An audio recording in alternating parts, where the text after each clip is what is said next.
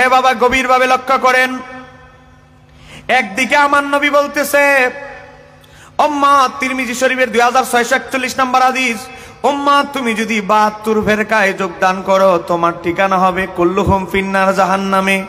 একদিকে আমার নবী বলছে উম্মত আমি তোমাদেরকে সতর্কবাণী দিয়ে দিচ্ছি, 72 দলের সদস্য যদি হয়ে যাও, আমি নবী 1000 বছর আগে ভবিষ্যৎবাণী করে গিয়েছি তোমার ঠিকানা হবে জাহান্নাম। এ বাবা এই তিরমিজি শরীফের হাদিসটা একদিকে রাখেন, এবার আমি চলে যাই আবু দাউদ শরীফের হাদিস। আবু দাউদ হাদিস নম্বর 4739 নম্বর হাদিস। হাদিসের রাবি হযরতে আনাস ইবনে মালিক থেকে বর্ণিত। হযরতে আনাস ইবনে মালিক বলে আমার নবী নুরানি জবানে ইরশাদ করেছেন, শাফাতি লিআহলিল কাবাইর মিন উম্মতি, উম্মত হাসরের ময়দানে আমি তোমার সগীরা গুনার জন্য নয়, আমি তোমার বড় বড় গুনাহ কবিরা গুনার জন্য নবী শাফাত করে জান্নাতে ঢুকায়া দিব। এ বাবা একদিকে আমার নবী বলছে তিরমিজি শরীফের হাদিস, উম্মত 72 দলের সদস্য যদি হয়ে যাও শাফাত তো তুমি পাইবা না, তোমার ঠিকানা আমি অ্যাডভান্স নবী বলে দিলাম, তোমার ঠিকানা হবে কুল্লুহুম ফিন্নার, 72 দলের ঠিকানা হবে জাহান্নাম। অপরদিকে আমার নবী বলছে উম্মত ঈমানটা নিয়ে যদি মরতে পারো, আমলের মধ্যে যদি ত্রুটি থাকে, আমলের পাল্লায় তোমার আমল নামায় যদি কিছু ত্রুটি থাকে, গুনাহ থাকে, আমি নবী শাফাত করে তোমার কবিরা গুনার জন্য আমি নবী শাফাত করে জান্নাতে ঢুকায়া দিব। তাহলে কি দাঁড়ালো? এ বাবা তাহলে কি দাঁড়ালো? সহিহ বুখারীর হাদিস, হযরতে আব্দুল্লাহ ইবনে আমর ইবনে আস থেকে বর্ণিত। দাঁড়াইলো কি? আমার নবী বলে যার কলবে সরিষা পরিমাণ ঈমান থাকবে, বলেন না কি থাকবে, আরো বলেন না কি থাকবে, সরিষা পরিমাণ ঈমান থাকবে। আমলের কথা বলে নাই, সামান্য আমল থাকবে এটা বলে নাই। এ বাবা আমার নবী বলেছে যার কলবে সরিষা পরিমাণ ঈমান থাকবে, আমার নবী বলে আমি নবী তাকে, সে যদি মহাসমুদ্র পরিমাণ গুনাহ করে থাকে, এ সামান্য সময়ের যুদ্ধের জন্য যদি জাহান্নামেও ঢুকে, আমি নবী তাকে জাহান্নাম থেকে বের করে জান্নাতে ঢুকাইয়া দিব। আর একটু জোরে বলেন না সুবহানাল্লাহ। তাহলে সব কিছুর মিলে এই তিনটা হাদিস, একটা তিরমিজির, একটা আবু দাউদের, একটা বুখারীর, 3 হাদিস মিলে আমরা একটা জিনিস শিখলাম, সেটা হচ্ছে ঈমান যদি আপনার ঠিক থাকে, নবীর শাফাত পেয়ে কোনো না কোনো অবস্থায় আপনি জান্নাতে যাবেনই যাবেন। যদি আকীদা আপনার শুদ্ধ না হয়, তাহলে আমার নবী আপনার বাড়ি ঘরের ঠিকানা দিয়ে দিয়েছে। আমার নবী বলে তোমার ঠিকানা হবে কুল্লুহুম ফিন্নার জাহান্নাম। বলেন ঠিকানা হবে কোথায়? বলেন না ঠিকানা হবে কোথায়? আমার সাবজেক্ট দিছে ভাই আকীদার, ওই ওলিদের কারামত মোজাজা করার আমার সাবজেক্ট দেয় নাই, তো সেহেতু একটু আকীদার সাবজেক্ট একটু মনোযোগ দিয়ে শুনতে হবে, গভীর মনোযোগ। তাহলে আমরা 3টা হাদিস থেকে বুঝলাম ঈমান যদি আপনার মজবুত না হয় তাহলে জান্নাতে যাওয়া সম্ভব, বলেন না সম্ভব নয়। এবার আসেন দেখেন, আমরা যে আহলে সুন্নাত ওয়াল জামাত করি, এই আহলে সুন্নাত ওয়াল জামাতের কথা কোরআন এবং হাদিসে আছে না নাই? বলেন না আছে না নাই? এখন বলতে পারেন হুজুর শুনেছি আছে, কিন্তু আপনি প্র্যাকটিক্যাল দেখাই দিলে খুশি হব। আপনি দেখেন আমার হাতে একটা তাফসীরের কিতাব, এই তাফসীরের কিতাবটার নাম হচ্ছে আদ-দুররুল মানসুর, লিখেছেন 9ম শতাব্দীর মুজাদ্দিদ ইমাম জালালউদ্দিন সুয়ুতী। একটু জোরে বলেন না সুবহানাল্লাহ। কয় কোন জালালউদ্দিন সুয়ুতী? ওই জালালউদ্দিন সুয়ুতী যিনি আমার নবীকে, আমি যেভাবে হুজুরকে দেখতে পাচ্ছি, আমি যেভাবে আমাদের আজকের মাহফিলের সভাপতি হুজুরকে দেখতে পাচ্ছি, ইমাম জালালউদ্দিন সুয়ুতী নবীর ওফাতের 839 বছর পরে জন্মগ্রহণ করলেও তিনি আমার নবীকে 75 বার দিদার লাভ করেছেন। আর একটু জোরে বলতে হবে। ইমাম জালালউদ্দিন সুয়ুতী রহমাতুল্লাহ আলাইহি তিনি কোন মাফের আলেম ছিলেন?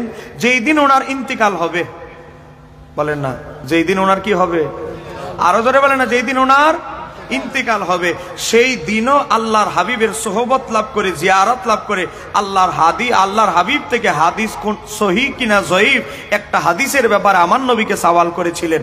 একটু জোরে বলা যাবে কি সুবহানাল্লাহ?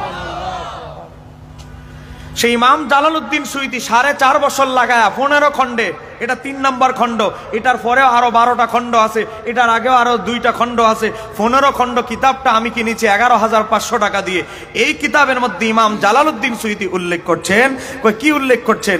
এবার আসেন কোরআনুল কারীমে সূরা আল ইমরান আয়াত নাম্বার 106। বলেন সূরা আল ইমরান নামে একটা সূরা আছে না নাই? বলেন না কেন আছে না নাই? সূরা আলে ইমরান 106 নম্বর আয়াত, সেই 106 নম্বর আয়াতের মধ্যে আমার আল্লাহ উম্মতে মুহাম্মাদি হাসরের ময়দানে কয় দলে ভাগ হবে সেই কথা তুলে ধরে আমার আল্লাহ সূরা আলে ইমরান আয়াত নম্বর 106 এর মধ্যে আমার আল্লাহ বলছে ইয়াউমা তাবিয়াদ্দু উজুহুন, হাসরের ময়দানে উম্মতে মুহাম্মাদির এক দলের চেহারা থেকে চেহারা হবে শুভ্র নূরানি, যাদের চেহারা থেকে নূর চমকাতে থাকবে। বলেন তাদের চেহারা থেকে কি চমকাতে থাকবে? নূর। তাদের চেহারা এত নূরানি, শুভ্র, এত সাদা, এত নূরানি হবে যাদের চেহারা থেকে নূর চমকাতে থাকবে। আরেক দলের কি হবে? এবার আমার আল্লাহ বলছে ওয়াতাসওয়াদ্দু উজুহুন, আরেক কোম্পানি আরেক দলের চেহারা হবে এমন যাদের চেহারাটা অন্ধকারময় হবে, কুৎসিত হবে, কালো হবে, আমাবস্যার রাত যেমন অন্ধকারময়, তাদের চেহারাটাও এমন হবে। তাহলে বুঝতে পারলাম হাসরের ময়দানে উম্মতে মুহাম্মাদি হবে কয় দল? আরেকটু জোরে বলেন না। এই যে একটু আগে আমি ওয়াজ করেছি উম্মতে মুহাম্মাদি দুনিয়াতে দল হবে 73টা, কিন্তু দল 73টা হলেও বাসস্থান কিন্তু দুই জায়গায়। এই কথা কিন্তু আমি বলেছি। কয় কি? 72 দলের বাড়ি ঘর এক জায়গায় জাহান্নাম, জান্নাতি দলের বাড়ি ঘর এক জায়গায়। তাহলে নামে সাইনবোর্ডে 73টা দল হলেও জায়গা কিন্তু হবে দুই জায়গায়, তাদের স্থান হবে বাড়ি ঘর। এই কথাই আমার আল্লাহ তুলে ধরছেন। কয় ইয়াউমা তাবিয়াদ্দু উজুহুন, কয় আমার আল্লাহ বলতেছে হাসরের ময়দানে আমার হাবিবের উম্মতের এক দলের চেহারা হবে নূরানি, যাদের চেহারা থেকে নূর নূর চমকাতে থাকে। এ বাবা দেখেন, এক দলের চেহারা থেকে নূর চমকাতে থাকবে, আরেক দলের চেহারা থেকে এমন হবে কুৎসিত হবে, অমাবস্যার রাত যেমনি অন্ধকারময় এমন অন্ধকারময় হবে। এ বাবা কাদের চেহারা থেকে নূর চমকাবে আর কাদের চেহারাটা বিশ্রী হবে, কালো হবে? জানার দরকার আছে না নাই? একটু জোরে বলতে হবে, জানার দরকার আছে না নাই? আপনারা আমাকে একটা উত্তর দিবেন, আমি এমন কোনো প্রশ্ন করব না যেটা আপনারা বিব্রত বোধ করবেন। আপনারা প্রশ্নের উত্তর দিতে অনেক চিন্তা ভাবনা করতে হবে, এমন প্রশ্ন আপনাদেরকে করব না। আপনারা আমাকে বলেন এই কোরআন নাজিল হয়েছে কার উপরে? আল্লাহর হাবিবের উপরে। জোরে বলেন কোরআন নাজিল হয়েছে কার উপরে? আরে বাবা ফোনের জ্বালায় বসেন। আপনারা বলেন আল্লাহর হাবিবের চাইতে কি কোরআন আমাদের পক্ষে বেশি বোঝা সম্ভব? বলেন না। পৃথিবীর কারো কি বোঝা সম্ভব? যার উপরে কোরআন নাজিল হয়েছে তার চাইতে কোরআন বেশি বোঝা কখনকালে সম্ভব নয়। এবার আস, যার উপরে এই আয়াতটা নাজিল হলো সেই রাহমাতুল লিল আলামিন এই আয়াত সম্পর্কে কি বুঝেছেন? এটা যদি আমরা বুঝি তাহলে সব ক্লিয়ার হয়ে যাবে।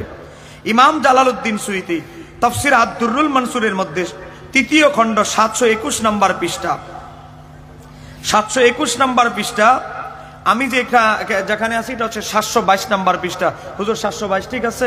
মনোযোগ। 722 নম্বর পৃষ্ঠার মধ্যে হযরত আবু সাঈদ খুদরি থেকে বর্ণনা করছেন ইমাম জালালউদ্দিন সুয়ুতী। আবু সাঈদ খুদরি বলে আন্না রাসূলুল্লাহ সাল্লাল্লাহু আলাইহি সাল্লাম, নিশ্চয় রাসূল সাল্লাল্লাহু আলাইহি সাল্লাম করা এই আয়াতটা তেলাওয়াত করলেন। কয় কোন আয়াত? ইয়াউমা তাবিয়াদু উজুহুন ওয়া তাসওয়াদু উজুহুন, হাসরের ময়দানে উম্মত মুহাম্মাদির এক দলের চেহারা হবে নূরানি, এক দলের চেহারা হবে কুৎসিত। এই আয়াতটা নবী তেলাওয়াত করলেন। তেলাওয়াত করার পর আমার নবী নিজেই এই আয়াতের তাফসীর করতেছে।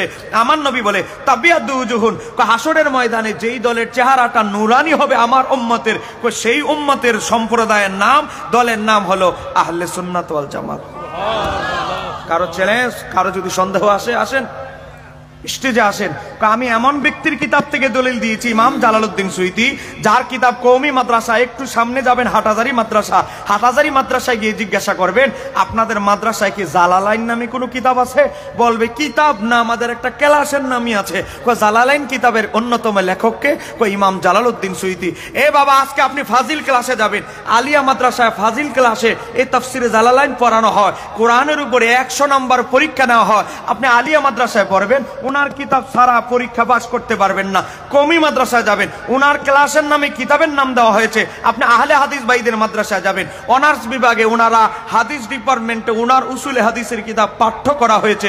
কি তাদরিবুর রাবি। আপনি কামিল ডিপার্টমেন্টে যাবেন, ওনার তাফসীর বিভাগে ওনার উলুমুল কোরআন বিষয়ক কিতাব আল ইতকান পাঠ্য করা হয়েছে। একটু জোরে বলেন না সুবহানাল্লাহ। আপনি আলিয়াতে যান, অনার্সে যান, কওমি মাদ্রাসায় যান, ওনার কিতাব না পড়লে আলেম হওয়া সম্ভব? তো তিনি হযরতে আবু সাঈদ খুদরি থেকে বর্ণনা করছেন। আবু সাঈদ খুদরি কে? নবীর সাহাবী। তিনি আমার নবী থেকে বর্ণনা করছেন। আমার নবী এই আয়াত তেলাওয়াত করে বলে, হাসরের ময়দানে যেই দলের চেহারা থেকে নূর চমকাবে, এটা আর কোনো দল নয়, আর কোনো সংগঠন নয়, এই একটাই সংগঠন, সেই দলের নাম আহলে সুন্নাত। এবার বলতেছে ওয়াতাসাদ্দু উজুহুন, হাসরের ময়দানে যাদের চেহারাটা বিশ্রী হবে, তারা কারা? তারা হচ্ছে আহলিল বিদাই, যারা আহলে বেদাতি, বাতিল ফেরকা। একটু জোরে বলেন না নাউজুবিল্লাহ। তাহলে কোনোভাবেই বাতিল ফেরকায় যোগদান করা যাবে। এবার আসেন, ইমাম জালালউদ্দিন সুয়ুতী খতিবে বাগদাদি থেকে, ইমাম দায়লামি থেকে, হযরতে আব্দুল্লাহ ইবনে ওমর থেকে বর্ণনা করছেন। আনি নবী সাল্লাল্লাহু আলাইহি সাল্লাম, তিনি আমার নবী থেকে বর্ণনা করছে। আব্দুল্লাহ ইবনে ওমরকে হযরত ওমর রাদিয়াল্লাহু তাআলা আনহু শাহজাদা, যিনি আমার নবীর একজন সাহাবী, ওনার বাবাও সাহাবী, ওনার বাবা খলিফা, আবার সাহাবী, আবার তিনিও সাহাবী, হযরতে আব্দুল্লাহ ইবনে ওমর রাদিয়াল্লাহু তাআলা আনহুমা, তিনি বলতেছেন, কি বলতেছেন? আনি নবী সাল্লাল্লাহু আলাইহি সাল্লাম, আমার নবী আমাকে বর্ণনা করেছে। কি বর্ণনা করেছে? ইয়াউমা হাসরের ময়দানে যাদের চেহারা থেকে নূর চমকাবে, সেই দলের নাম কি? সেই দলের নাম হচ্ছে আহলে সুন্নাহ ওয়াল জামাত। একটু জোরে বলেন। তৃতীয় খণ্ড 722 নম্বর পৃষ্ঠা। যাদের চেহারা বিশ্রী হবে, তারা কারা? আহলিল বিদাই। যারা বাতিল ফেরকা, 72 ফেরকা, তাদের চেহারাটা কুৎসিত হবে। এবার গেল দেখেন, এবার দেখেন, এই তাফসীর তো আমি আপনাদেরকে দেখাইলাম, এবার আরেকটা তাফসীর আপনাদেরকে দেখাচ্ছি। আপনারা কি বিরক্ত হচ্ছেন? দেখেন, আরেকটা কিতাব আপনাদেরকে দেখাচ্ছি। এই কিতাবটার নাম হলো তাফসিরে ইবনে কাসির। বলেন না, তাফসিরে ইবনে কাসির। এই তাফসিরটা সম্পর্কে যদি আপনি আমাদের কওমি ভাইদেরকে জিজ্ঞাসা করেন, বলবে সারা পৃথিবীর গ্রহণযোগ্য শ্রেষ্ঠ তাফসির। আপনি যদি জামাত ইসলামের ভাইদেরকে বলেন, তারা বলবে এটার উপরে আর কোনো তাফসির লেখা হয় নাই। আপনি যদি আহলুল হাদিস ভাইদেরকে বলবেন, তারা বলবে আরে বাবা, এই তাফসিরের কোনো অনন্য কোনো তাফসিরই হয় না। সেই তাফসিরের নাম হচ্ছে তাফসির ইবনে কাসির।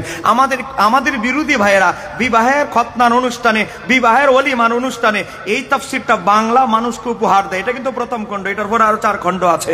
ইমাম ইবনে কাসির রাহমাতুল্লাহ আলাইহি তাফসির ইবনে কাসিরের এই সূরা আলে ইমরান 106 নম্বর আয়াতের ব্যাখ্যা করতে গিয়ে দারুল হাদিস কায়রো মিশরের ছাপা জিলদে আউয়াল প্রথম খণ্ড 480 নম্বর পৃষ্ঠা। হুজুর 480 ঠিক আছে?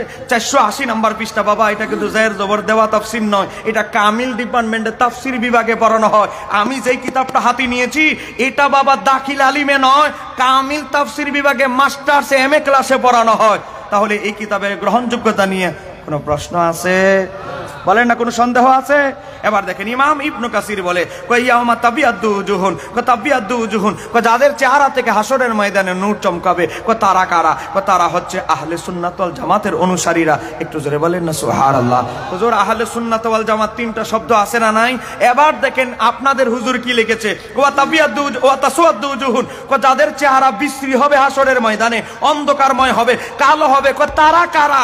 ইমাম ইবনে কাসির লিখতেছে, আহলিল বিদাতি ওয়াল ফিরকাতি, যত 72 ফেরকা আছে, যত গোমরাহ ফেরকা আছে, এদের চেহারার মধ্যে আমার আল্লাহ এমন সিল মেরে দিবে, শহীদরা, নবীরা, ফেরেশতারা দেখা মাত্রই বুঝবে এ বেজাল কোম্পানির সদস্য দুনিয়াতে ছিল। চিৎকার দিয়ে বলা যাবে কি সুবহানাল্লাহ। এখানেই শেষ নয়, ইমাম ইবনে কাসির বলে, এটা আমার ইবনে কাসিরের ব্যাখ্যা নয়। ইবনে কাসির এই তাফসীর লিখেছে 700 বছর আগে। বলেন কয়শো বছর? ওনার ইন্তেকাল হলো 774 হিজরি। উনি এই তাফসীর লিখেছে 700 বছর আগে। যে ইমাম ইবনে কাসির বলতেছে, এটা আমার ব্যক্তিগত তাফসীর নয়। কার তাফসীর? ক্বালাহু ইবনে আব্বাস রাদিয়াল্লাহু তাআলা আনহুমা। নবীর সাহাবীদের যুগ থেকে কিয়ামত পর্যন্ত এই উম্মতের সবচেয়ে বড় যিনি মুফাসসির, তার নাম রাইসুল মুফাসসিরিন আব্দুল্লাহ ইবনে আব্বাস। এই আয়াতের ব্যাখ্যা, জান্নাতি দল যে আহলে সুন্নাত ওয়াল জামাত, এই আয়াতের ব্যাখ্যা করেছেন হযরতে আব্দুল্লাহ ইবনে আব্বাস। একটু জোরে বলেন না। তাহলে আর কোনো সন্দেহ আছে? একটু জোরে বলেন না। আর কোনো সন্দেহ আছে? এবার আসেন, আমাদের একদল ভাইয়েরা নিজেদেরকে দাবি করে আহলে হাদিস। বলেন না, কি হাদিস? দেখেন, এভাবে নামাজ পড়বে, পা দুইটা সরে, এদের আবার জায়গা লাগে 3 গুণ। আপনাদের যদি জায়গা লাগে 1 গুণ, এদের লাগে 3 গুণ। এদের একদল নামাজ হাত বাঁধে এভাবে, একদল বাঁধে এভাবে। কথা কোন কেন আসে না নাই? একদল বাদে আবার এভাবে। এরাই 3-4 দলে বিভক্ত। আচ্ছা যাক, এখন নাম তো এক, আহলে হাদিস। এই আহলে হাদিস ভাইদের একজন প্রিয় হুজুর আছে, তার নাম হলো ইবনে তাইমিয়া। যার নামের আগে আমাদের কওমি ভাইরা, আহলুল হাদিস ভাইরা, জামাত ইসলামের ভাইরা, আমরা কোন সংগঠনকে ছোট করব না। এটা আমাদেরকে আমাদের ওস্তাদরা শিক্ষা দেয় না কাউকে গালমন্দ করা। আমরা শুধু কিতাবের গ্রহণযোগ্যতা নিয়ে কথা বলতেছি। ইবনে তাইমিয়ার একটা 32 খণ্ডে ফতুয়ার কিতাব আছে, যেটাকে বলা হয় মাজমাউল ফতুয়া। এই ইবনে তাইমিয়ার মাজমাউল ফতুয়া খণ্ড নাম্বার 3 পৃষ্ঠা নাম্বার 338, ভাইয়েরা নোট করে নেন। ইবনে তাইমিয়া এই তাবিয়াতুজুহুন, হাসরের ময়দানে যাদের চেহারা থেকে নূর চমকাবে, এই আয়াতের ব্যাখ্যায় ইবনে তাইমিয়া লেখে হাসরের ময়দানে যাদের চেহারা থেকে নূর চমকাবে এটা হলো একটাই দল, একটাই সংগঠন, সেই দলের নাম আহলে সুন্নাত। আর একটু জোরে বলেন না। তাহলে আর কোনো সন্দেহ আছে? আমি কোরআনের আয়াত থেকে প্রমাণ দিলাম, ভাই হাদিসে যাব পরে। হাদিস তো ইসলামের দ্বিতীয় স্তম্ভ দলিল। কোরআন হাদিস ইজমা কিয়াস, হাদিস তো 2 নম্বরে, সুন্নাহ আমি 1 নম্বরে আছি এখনো কোরআনে। তাহলে আমরা কোরআন থেকে বুঝতে পারলাম, সঠিক তাফসীর থেকে, তাফসীরুল কোরআন মাহফিল তো বহু হয়, সঠিক তাফসীরুল কোরআনের তাফসীরের কিতাব থেকে বুঝতে পারলাম হাসরের ময়দানে একটা দলই জান্নাতে হবে, সেই দলের নামটা বজ্রকণ্ঠে বলতে হবে। ইমানদার ভাইয়েরা বলেন, সেই দলের নাম আহলে সুন্নাত। আহলে সুন্নাত ওয়াল জামাতের বাইরে যত দল আছে, যত সাফাবাজি করুক, নিজেদেরকে হক দাবি করুক, ওই দল জান্নাতি হবে তার কোনো গ্যারান্টি আমার নবী দিয়েছে? বলেন দিয়েছে? আমার নবী একটা গ্যারান্টি দিয়েছে, কুল্লুহুম ফিন্নার। হুজুর, আমার নবী গ্যারান্টি কিন্তু একটা দিয়েছে, কুল্লুহুম ফিন্নার। হাদিস নাম্বার তিরমিজির 2641, মিশকাতের কিতাবের ইতিসাম বিসুন্নাহ ভাবে এসেছে। বাবা, এই হাদিস 73 দল হবে, এক দল জান্নাতি হবে। এই হাদিসকে নাসিরউদ্দিন আলবানী মিশকাতের তাহকিকে হাসান বলেছে। এবার আসেন, আমরা আহলে সুন্নাত ওয়াল জামাত, আহলে সুন্নাত ওয়াল জামাতের বৈশিষ্ট্য হচ্ছে কই কি? আমার নবীকে জিজ্ঞাসা করা হলো সঠিক দলের একটু বৈশিষ্ট্য বলেন। আমার নবী বললেন, মা আনা আলাইহি ওয়া সাহাবী, যেই দলের মডেল হবে, যেই দল জীবন দিয়ে আমি নবীকে ভালোবাসবে, যেই দল আমার সাহাবায়ে কেরামদের আদর্শকে আঁকড়ে ধরবে, ওই দলটা হবে জান্নাতি। একটু জোরে বলেন সুবহানাল্লাহ, একটু জোরে বলেন না। এজন্য আহলে সুন্নাত ওয়াল জামাত সাহাবায়ে কেরাম এবং নবীর দল। কথা বলেন না কেন, ঠিক কিনা? আহলে সুন্নাত ওয়াল জামাত নবী এবং সাহাবীদের দল।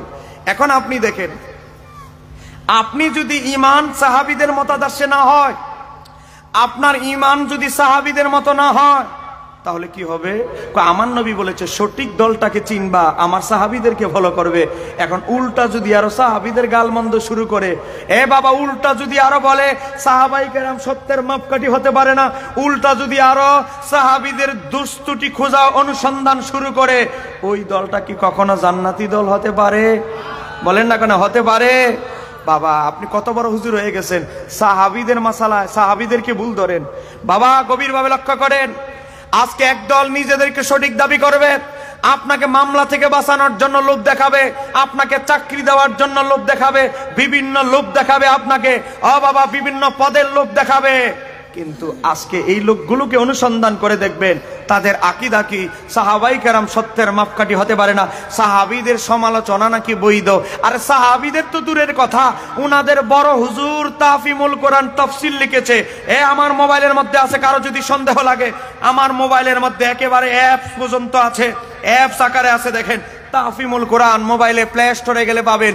সেখানে সূরা নসরের ব্যাখ্যার মধ্যে ওনাদের বড় হুজুর তিনি তাফিমুল কোরআনে সূরা নসরের ব্যাখ্যার মধ্যে লিখেছে, ওয়াস্তাগফিরহু এর ব্যাখ্যায় লিখেছে আমাদের ওনাদের বড় হুজুর।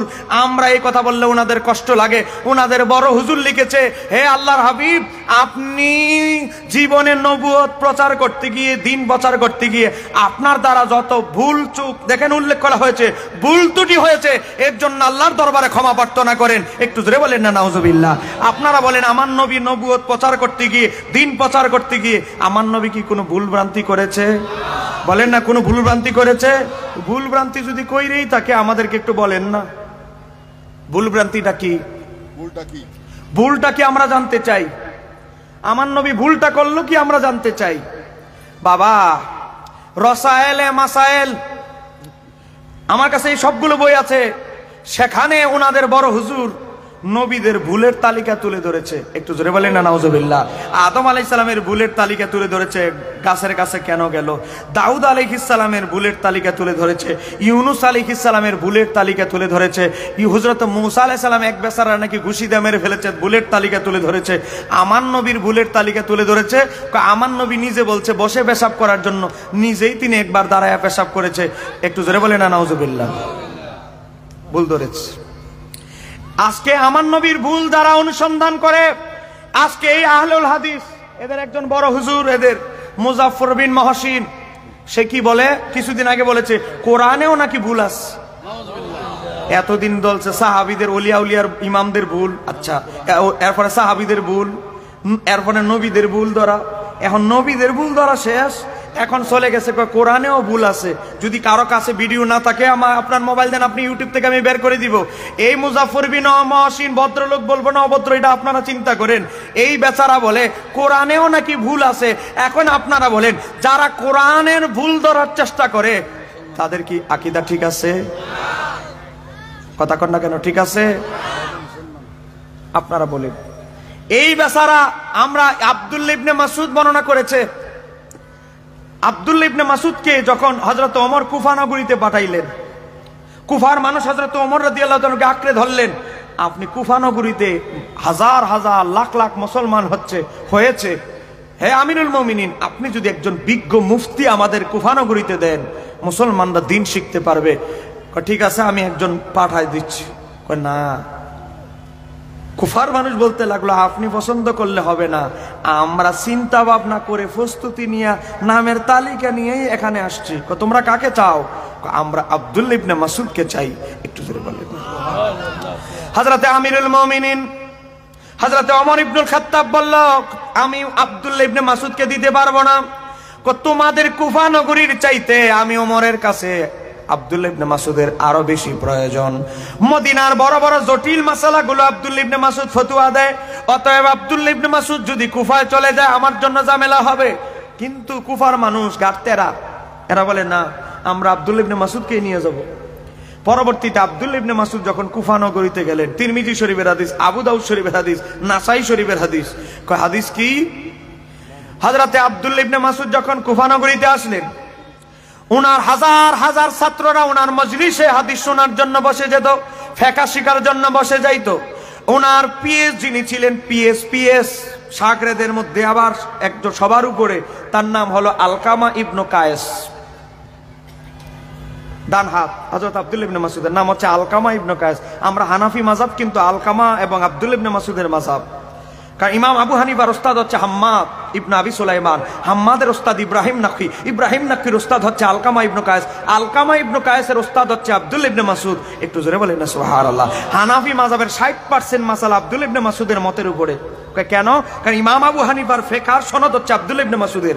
একটু জোরে বলেন না সুবহানাল্লাহ। হযরতে আব্দুল্লাহ ইবনে মাসউদ যখন কুফা নগরীতে গেলেন, কুফার হাজার হাজার মুসলমান বলতে লাগলো, আব্দুল্লাহ ইবনে মাসউদ, আপনি এমন একজন ব্যক্তি, 114টা সূরার মধ্যে 73টা সূরা আপনি আল্লাহর হাবিবের দরসে বসে শিখেছেন। ও আব্দুল্লাহ ইবনে মাসউদ, হাজার হাজার ওয়াক্তের নামাজ আল্লাহর হাবিবের পিছনে পড়েছেন। আমরা আপনার কাছে প্র্যাকটিক্যাল নামাজ শিখতে চাই, আপনি 2 রাকাত আমার নবীর পূর্ণাঙ্গ নামাজের ট্রেনিংটা আমাদেরকে দেন। আব্দুল্লাহ ইবনে মাসউদ ওযুটা করলেন, নবী কিভাবে ওযু করতেন, ওযু শেষ করে আমার নবীর সবচেয়ে বড় মুফতি সাহাবী আব্দুল্লাহ ইবনে মাসউদ 2 রাকাত নামাজ আদায় করে প্র্যাকটিক্যাল দেখাইলেন। তাকবীরে তাহরিমা ছাড়া আর তিনি কোন অবস্থাতে হাত উত্তোলন করে নাই। একটু জোরে বলেন না সুবহানাল্লাহ। আমার নবীর 2 রাকাত নামাজ, আমার নবী কিভাবে নামাজ আদায় করতো, প্র্যাকটিক্যাল 2 রাকাত নামাজ হযরত আব্দুল্লাহ ইবনে মাসউদ কুফাবাসীকে শিক্ষা দিলেন। মনোযোগ দিয়ে শুনেন। এখন এই হাদিস জয়ীফ বলার কোনো সুযোগই নাই, কারণ প্রত্যেকটা রাবী বুখারী মুসলিমের রাবী। হাত দিবে কার গায়ে, কাকে হাত দিবে, কার সমালোচনা করবে, এই আহলে হাদিসরা যখন দেখে কোন রাবীকে জয়ীফ প্রমাণ সম্ভব হচ্ছে না, এখন দোষ ধরা শুরু করেছে। কি, আব্দুল্লাহ ইবনে মাসউদের এই ফতোয়া মানা যাবে না, ওনার এই বর্ণনা মানা যাবে না, মানে এখন দোষ ধরা শুরু করছে স্বয়ং সাহাবীর। একটু জোরে বলেন না নাউজুবিল্লাহ। এই ভদ্রলোক সাহাবী আব্দুল্লাহ ইবনে মাসউদের দুষ্টুটি বর্ণনা করছে। আব্দুল্লাহ ইবনে মাসউদ সূরা ফালাক, সূরা নাসকে তিনি সূরা মনে করতেন না, অথচ এই মোল্লা জানে না আব্দুল্লাহ ইবনে মাসউদের ছাত্র আলকামা ইবনে কায়েস বর্ণনা করেছে, ইমাম কুরতুবী তাফসীরে কুরতুবীতে বর্ণনা করেছে, এই মত থেকে আব্দুল্লাহ ইবনে মাসউদ শেষ জীবনে ফিরে এসেছেন। কিভাবে? উবাই ইবনে কাবের বক্তব্য শুনে ফিরে এসেছেন। আব্দুল্লাহ ইবনে মাসউদ উবাই ইবনে কাবকে জিজ্ঞাসা করলেন, আমরা তো সূরা নাস এবং সূরা ফালাককে দোয়া হিসাবে পড়তাম, আপনি কি এটা নবীকে কোরআনের মাসাহেবে লিখতে আমার নবীকে আপনাকে নির্দেশ দিয়েছে? হযরত উবাই ইবনে কাব বলে, অবশ্যই আল্লাহর হাবিব এটা কোরআনের অন্তর্ভুক্ত করে এটা আমাকে লিখতে আদেশ করেছেন। তখন আব্দুল্লাহ ইবনে মাসউদ আগের মত থেকে ফিরে এসেছেন। আমাদের ভাইয়েরা, এই লামাযাবি ভাইয়েরা আব্দুল্লাহ ইবনে মাসউদের লাস্ট আপডেট মত কি এটা চিন্তা ভাবনা না করে, গবেষণা না করে ফতোয়া একটা দিয়ে দিয়েছেন। এই আব্দুল্লাহ ইবনে মাসউদের মত যদি এতই ভালো লাগে, উনি তো সূরা নাস সূরা ফালাককে কোরআনের অংশ মনে করতেন না। এটা কেন সুন্নিরা ও হানাফিরা তোমরা মনে করো না? কেন এই ফতোয়া মানো না? আরে ভাই, আমরা আব্দুল্লাহ ইবনে মাসউদকে ভালো করেই মানি, কিন্তু আপনারা আগেরটা নিয়ে পড়ে আছেন, আমরা আপডেটটা নিয়ে পড়ে আছি। আব্দুল্লাহ ইবনে মাসউদের আপডেট রায়, সর্বশেষ চূড়ান্ত রায় হলো তিনি সূরা নাস সূরা ফালাককে কোরআনের অংশ মনে করতেন। আপনারা কেন জাতির কাছে এটা গোপন করেন? আমরা আজকের ফতেহাবাদ এই সুন্নি কনফারেন্স থেকে জানতে চাই। এই কথা বলে না কেন? ঠিক কিনা? আপনাকে রাগ করতেছে? আমরা আজকে ঈমান এত সস্তা হয়ে গিয়েছে, কাফের ফতোয়া দেওয়া, শিরিক ফতোয়া দেওয়া আমাদের বিরোধী ভাইদের কাছে এত সহজ হয়ে গেছে। আজকে আমাদের বিরোধী ভাইদের অবস্থা কি দেখবেন? আমরা মিলাদ ক্যাম্প করি বলে, আজকে আমরা ফির মুরিদি করি বলে, আজকে আমরা নবীকে নবীর এলমে গায়েব স্বীকার করি বলে আজকে অবস্থা এমন হয়ে গেছে, তার আজকে আমাদের মসজিদের ফ্যানকে তারা আল্লাহর ঘরের ফ্যান মনে করতে চায় না। মসজিদের ফ্যান পর্যন্ত চুরি করে নিয়ে যায়। গতকালকের ঘটনাই তো আপনাদেরকে বলছি। বাবা, আজকে মসজিদের ফ্যান তো নিয়ে গেছে, মুসল্লাগুলো পর্যন্ত ফুরিয়ে ফেলেছে। 17টা কোরআন শরীফ পুরানো হয়েছে। একটু জোরে বলে না নাউজুবিল্লাহ। তারাও মুসলমান দাবি করে, কোরআন ফুরায়া নামাজের মুসল্লা ফুরিয়ে ফ্যানগুলো পর্যন্ত ফুরে সারকার হয়ে গেছে, মসজিদের ফ্লোর পর্যন্ত কালো হয়ে গেছে পুড়তে পুড়তে। আপনারা বলে যাদের কাছে মসজিদ পর্যন্ত নিরাপদ নয়, তাদের কাছে কি ইসলাম কখনো নিরাপদ থাকতে পারে? তাদের কাছে একটা জিনিস, হ্যাঁ আলহামদুলিল্লাহ বলে ভিডিওতে ভাইরাল হয়েছে, চুরি করে এক দরবারের কি নিয়ে যাচ্ছে, কালো গরু নিয়ে যাচ্ছে, মহিষ নিয়ে যাচ্ছে, ছাগল নিয়ে যাচ্ছে। ওই দরবারে মানুষ আসলে ফ্যান লাগায়, ফ্যান বুঝেন না, স্ট্যান্ড ফ্যান বড়, ওই যে এই ধরনের ফ্যানগুলো পর্যন্ত নিয়ে যাইতেছে যে বাতাস খাবো। তো ফিসাব যদি সুন্নি হওয়ার কারণে বেদাতি হয়, তো বেদাতির ফ্যান দিয়ে তুমি বাতাস খাইবা কেন রে ভাই? বেদাতির গরু তোমার নেওয়ার কি দরকার? কথা বলেন না কেন? ঠিক কি রে? তাদের কাছে হলাম আমরা বেদাতি। তা আমরা যদি এতই বেদাতি হই, বেদাতিদের গরুর দিকে ছাগলের দিকে তোমার নজর কেন? আরে ছাগল চুরি কেন করছো? এই কথা বলে না কেন? ঠিক কিনা? এতদিন মানুষের ঈমান চুরি করেছো, এখন গরু ছাগল চুরিও নেমে গেছে। কথা কয় না কেন? ঠিক কিনা? আপনাকে রাগ করতেছেন আমার কথা? দাওয়াত দিলে দিবেন, না দিলে না। এত দাওয়াত ভাই আমার দরকার নাই, কিন্তু হক কথা আমাদের কিছু বলতে হবে। হক কথা বলতে গিয়ে যদি আমি জেলে যাই, জেলে যাব। আমাদের ইমাম আবু হানিফা থেকে শুরু করে বড় বড় আইম্মায়ে কেরাম, ইমাম আহমদ ইবনে হাম্বল জেলে গিয়েছে। ইমাম আহমদকে শুলে চুরানো হয়েছিল। শুধু বলা হয়েছে, এ আহমদ ইবনে হাম্বল, তুমি শুধু বলো কোরআন মাখলুক। ইমাম আহমদ বলে, আহলে সুন্নাহ ওয়াল জামাতের আকীদা হলো কোরআন কখনো মাখলুক হতে পারে না। ইমাম আহমদের জীবন চলে যাবে, আমি আহমদ ইবনে হাম্বলের জীবন চলে যাবে, তারপরেও মুতাজিলাদের আকীদা আমি গ্রহণ করব না। একটু বলা যাবে কি? এ বাবারা, ইমাম সারাকসি রাহমাতুল্লাহ আলাইহি জালেম বাদশা তাকে জেলখানায় দিয়েছিল। জেলখানায় বসে বসে তিনি কিতাব লিখেছিলেন মাবসুত। এখানে অসংখ্য আলেম ওলামা, হানাফি মাযহাবের সেরা 10টা ফিকহের কিতাবের মধ্যে একটা হচ্ছে আল মাবসুত। এই মাবসুত কিতাব লিখেছেন তিনি জেলখানায় বসে, ইমাম সারাকসি। আমাদের বড় বড় ইমামরা ত্যাগ দিয়ে গেছেন ইসলামের জন্য, আমরা কিন্তু তাদের উত্তরাধিকারী। এই কথা বলেন ঠিক কিনা? এক ফারুকি রক্ত দিয়ে গিয়েছে, জীবন দিয়ে গিয়েছে, তারপর বাতিলদের সাথে কোনো আপোষ করে? একটু জোরে বলেন, আপোষ করে? সম্মানিত আমার দিনী ভাইরা, আজকে বাতিলদের সাথে আমাদের কেন এত মত পার্থক্য? আমাদের কলেজ বিশ্ববিদ্যালয়ের ভাইরা এখন আমার ওয়াজ শুনে, কারণ এখন তো গরম ওয়াজ চলেছে, আমার ভাইরা বলবে আপনারা কি ওয়াজ করেন এগুলো? হ্যাঁ, খালি হক বাতিল হক বাতিল, এরা কি আর ওয়াজ আপনারা জানেন না? আমার সুশীল সমাজের ওই কলেজ বিশ্ববিদ্যালয়ের ছেলেদেরকে বলবো, আশেপাশে যারা আছেন ভাই, আপনার কাছে করজোরে অনুরোধ, যেই লোকেরা আমাদের নামাজকে বলে বানোয়াট নামাজ, যেই লোকরা বলে আমাদের রোজা বানোয়াট রোজা, যেই লোকরা বলে আমাদের তারাবি নামাজ বানোয়াট তারাবি, যেই লোকেরা বলে আমাদের বিতিন নামাজই নয়, তাদের সাথে কি আমরা সমঝোতা করতে পারি? বলেন না করতে পারি? বলেন না 5 ওয়াক্ত নামাজ কি নফল না ফরজ? বলেন না 5 ওয়াক্ত নামাজ কি ফরজ? 5 ওয়াক্ত নামাজ। ওই যে আমি রাজশাহী গিয়ে গত বছর বলেছি, আমাদের কিছু ভাইরা আহলুস সুন্নাহ ওয়াল জামাতের বিরোধী ভাইরা কি বলে, উসিলা হলো শিরিক। বলেন না কেন? বলে কি বলে না? উসিলা হলো শিরিক। উসিলা যদি শিরিক হয়, আপনি তাদেরকে গিয়া ধরবেন, কি বলবেন? আচ্ছা ঠিক আছে ভাই, উসিলা শিরিক, তো উসিলা যেহেতু তুমি মানোই না নবী রাসূল ওলিদের উসিলা, তাহলে আগামীকাল থেকে তুমি 50 ওয়াক্ত নামাজ পড়বা। কেন? কারণ আল্লাহ আর তার রাসূল, আল্লাহ নামাজ দিয়েছেন তার হাবিবের উম্মতকে। কাকে দিয়েছে? নবীর কাছে। নবী 50 ওয়াক্ত নামাজ দিয়ে চলে এসেছে। দলিল কোথায়? সহিহ মুসলিম হাদিস নাম্বার 172।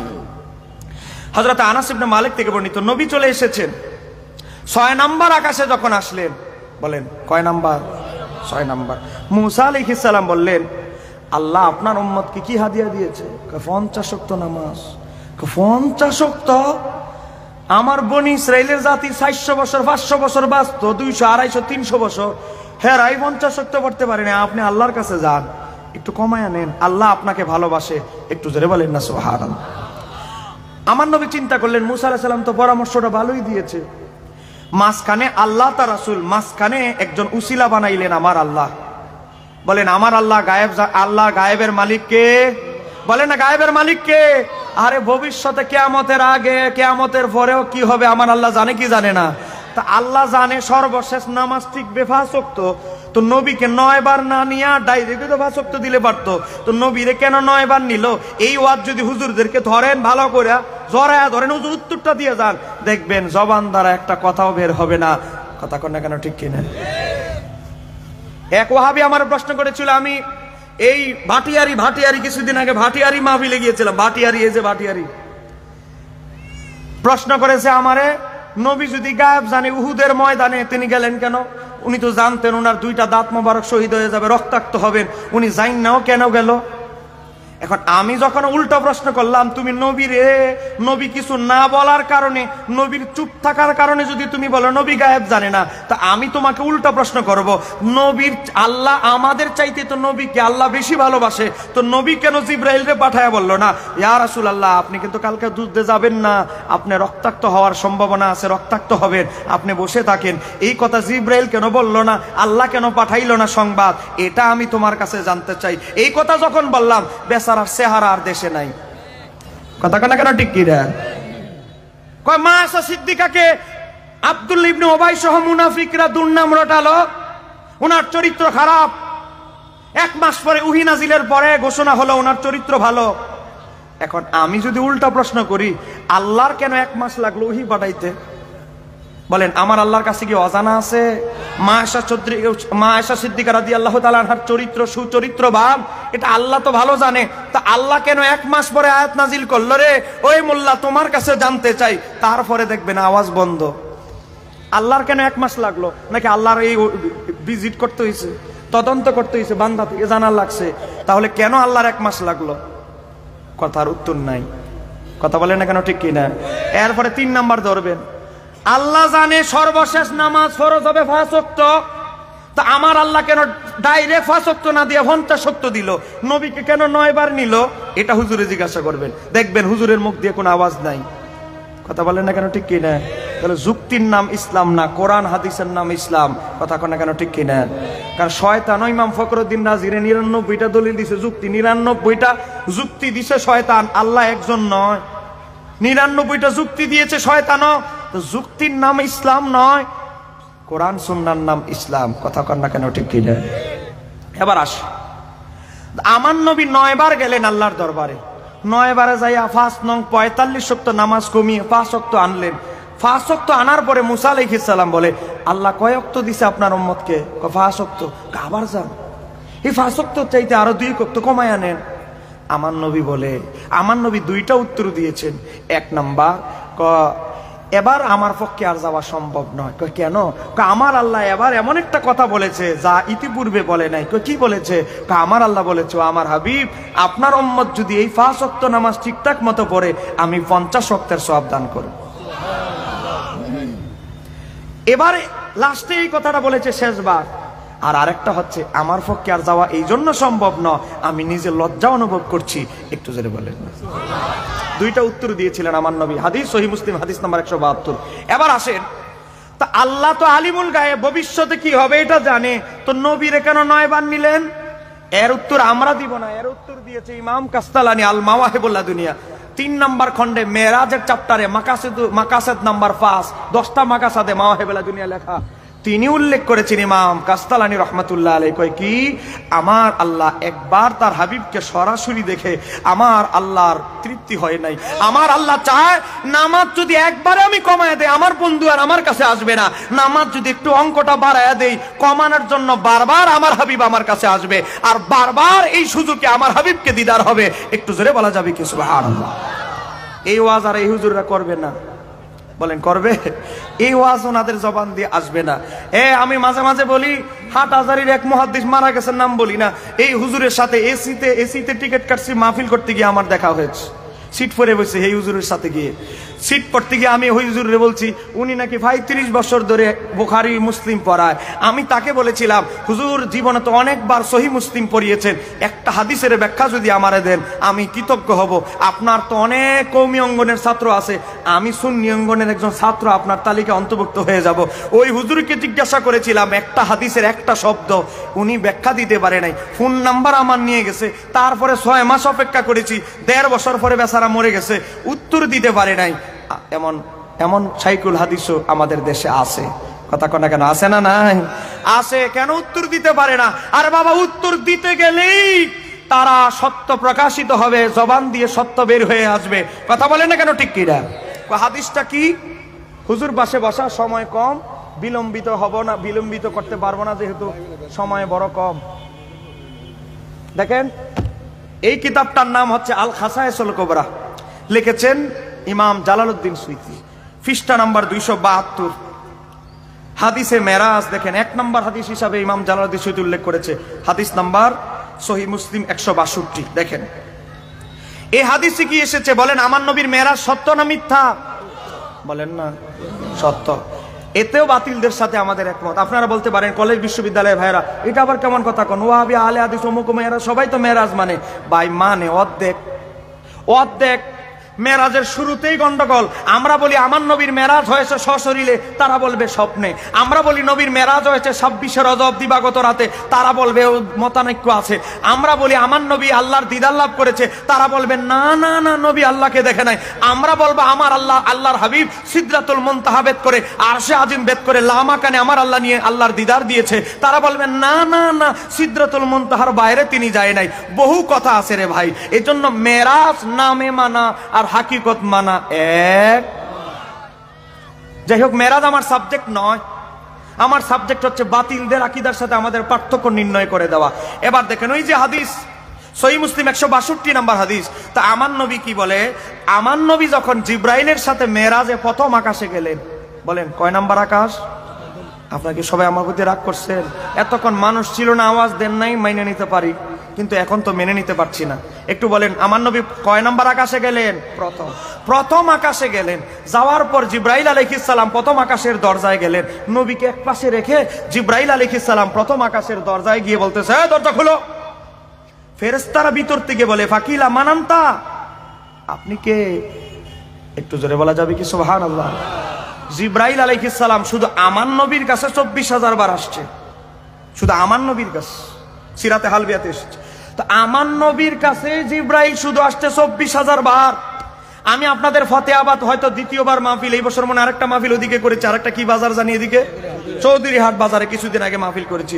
এই ফতেহাবাদ আমি মাহফিলে এসেছি, একবার আসছি, আরো যদি 2-3 বার আসি, এই এলাকাটা কি আমার কাছে কম পরিচিত হবে না বেশি পরিচিত?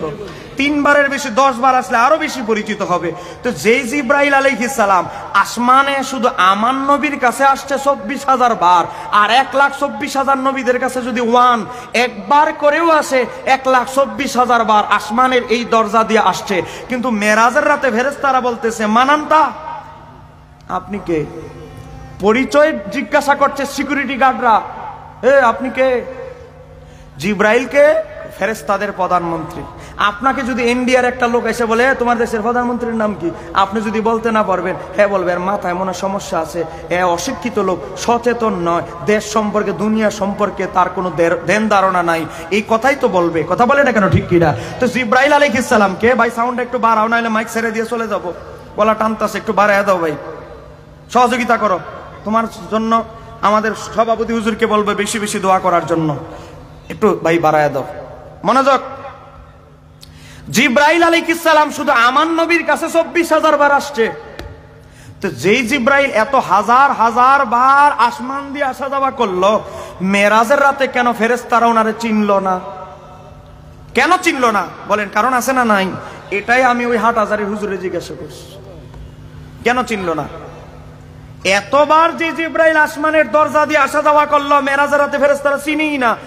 তারপরে কলা জিব্রাইল আলাইহিস সালাম বলতেছে, জিব্রাইল তারপরে দরজা খুলে না। কি বলে? কিলা ভিতর থেকে বলে, অমান মাকা, আপনার সাথে কে? কেউ কি আছে? একটু জোরে বলা যাবে কি সুবহানাল্লাহ?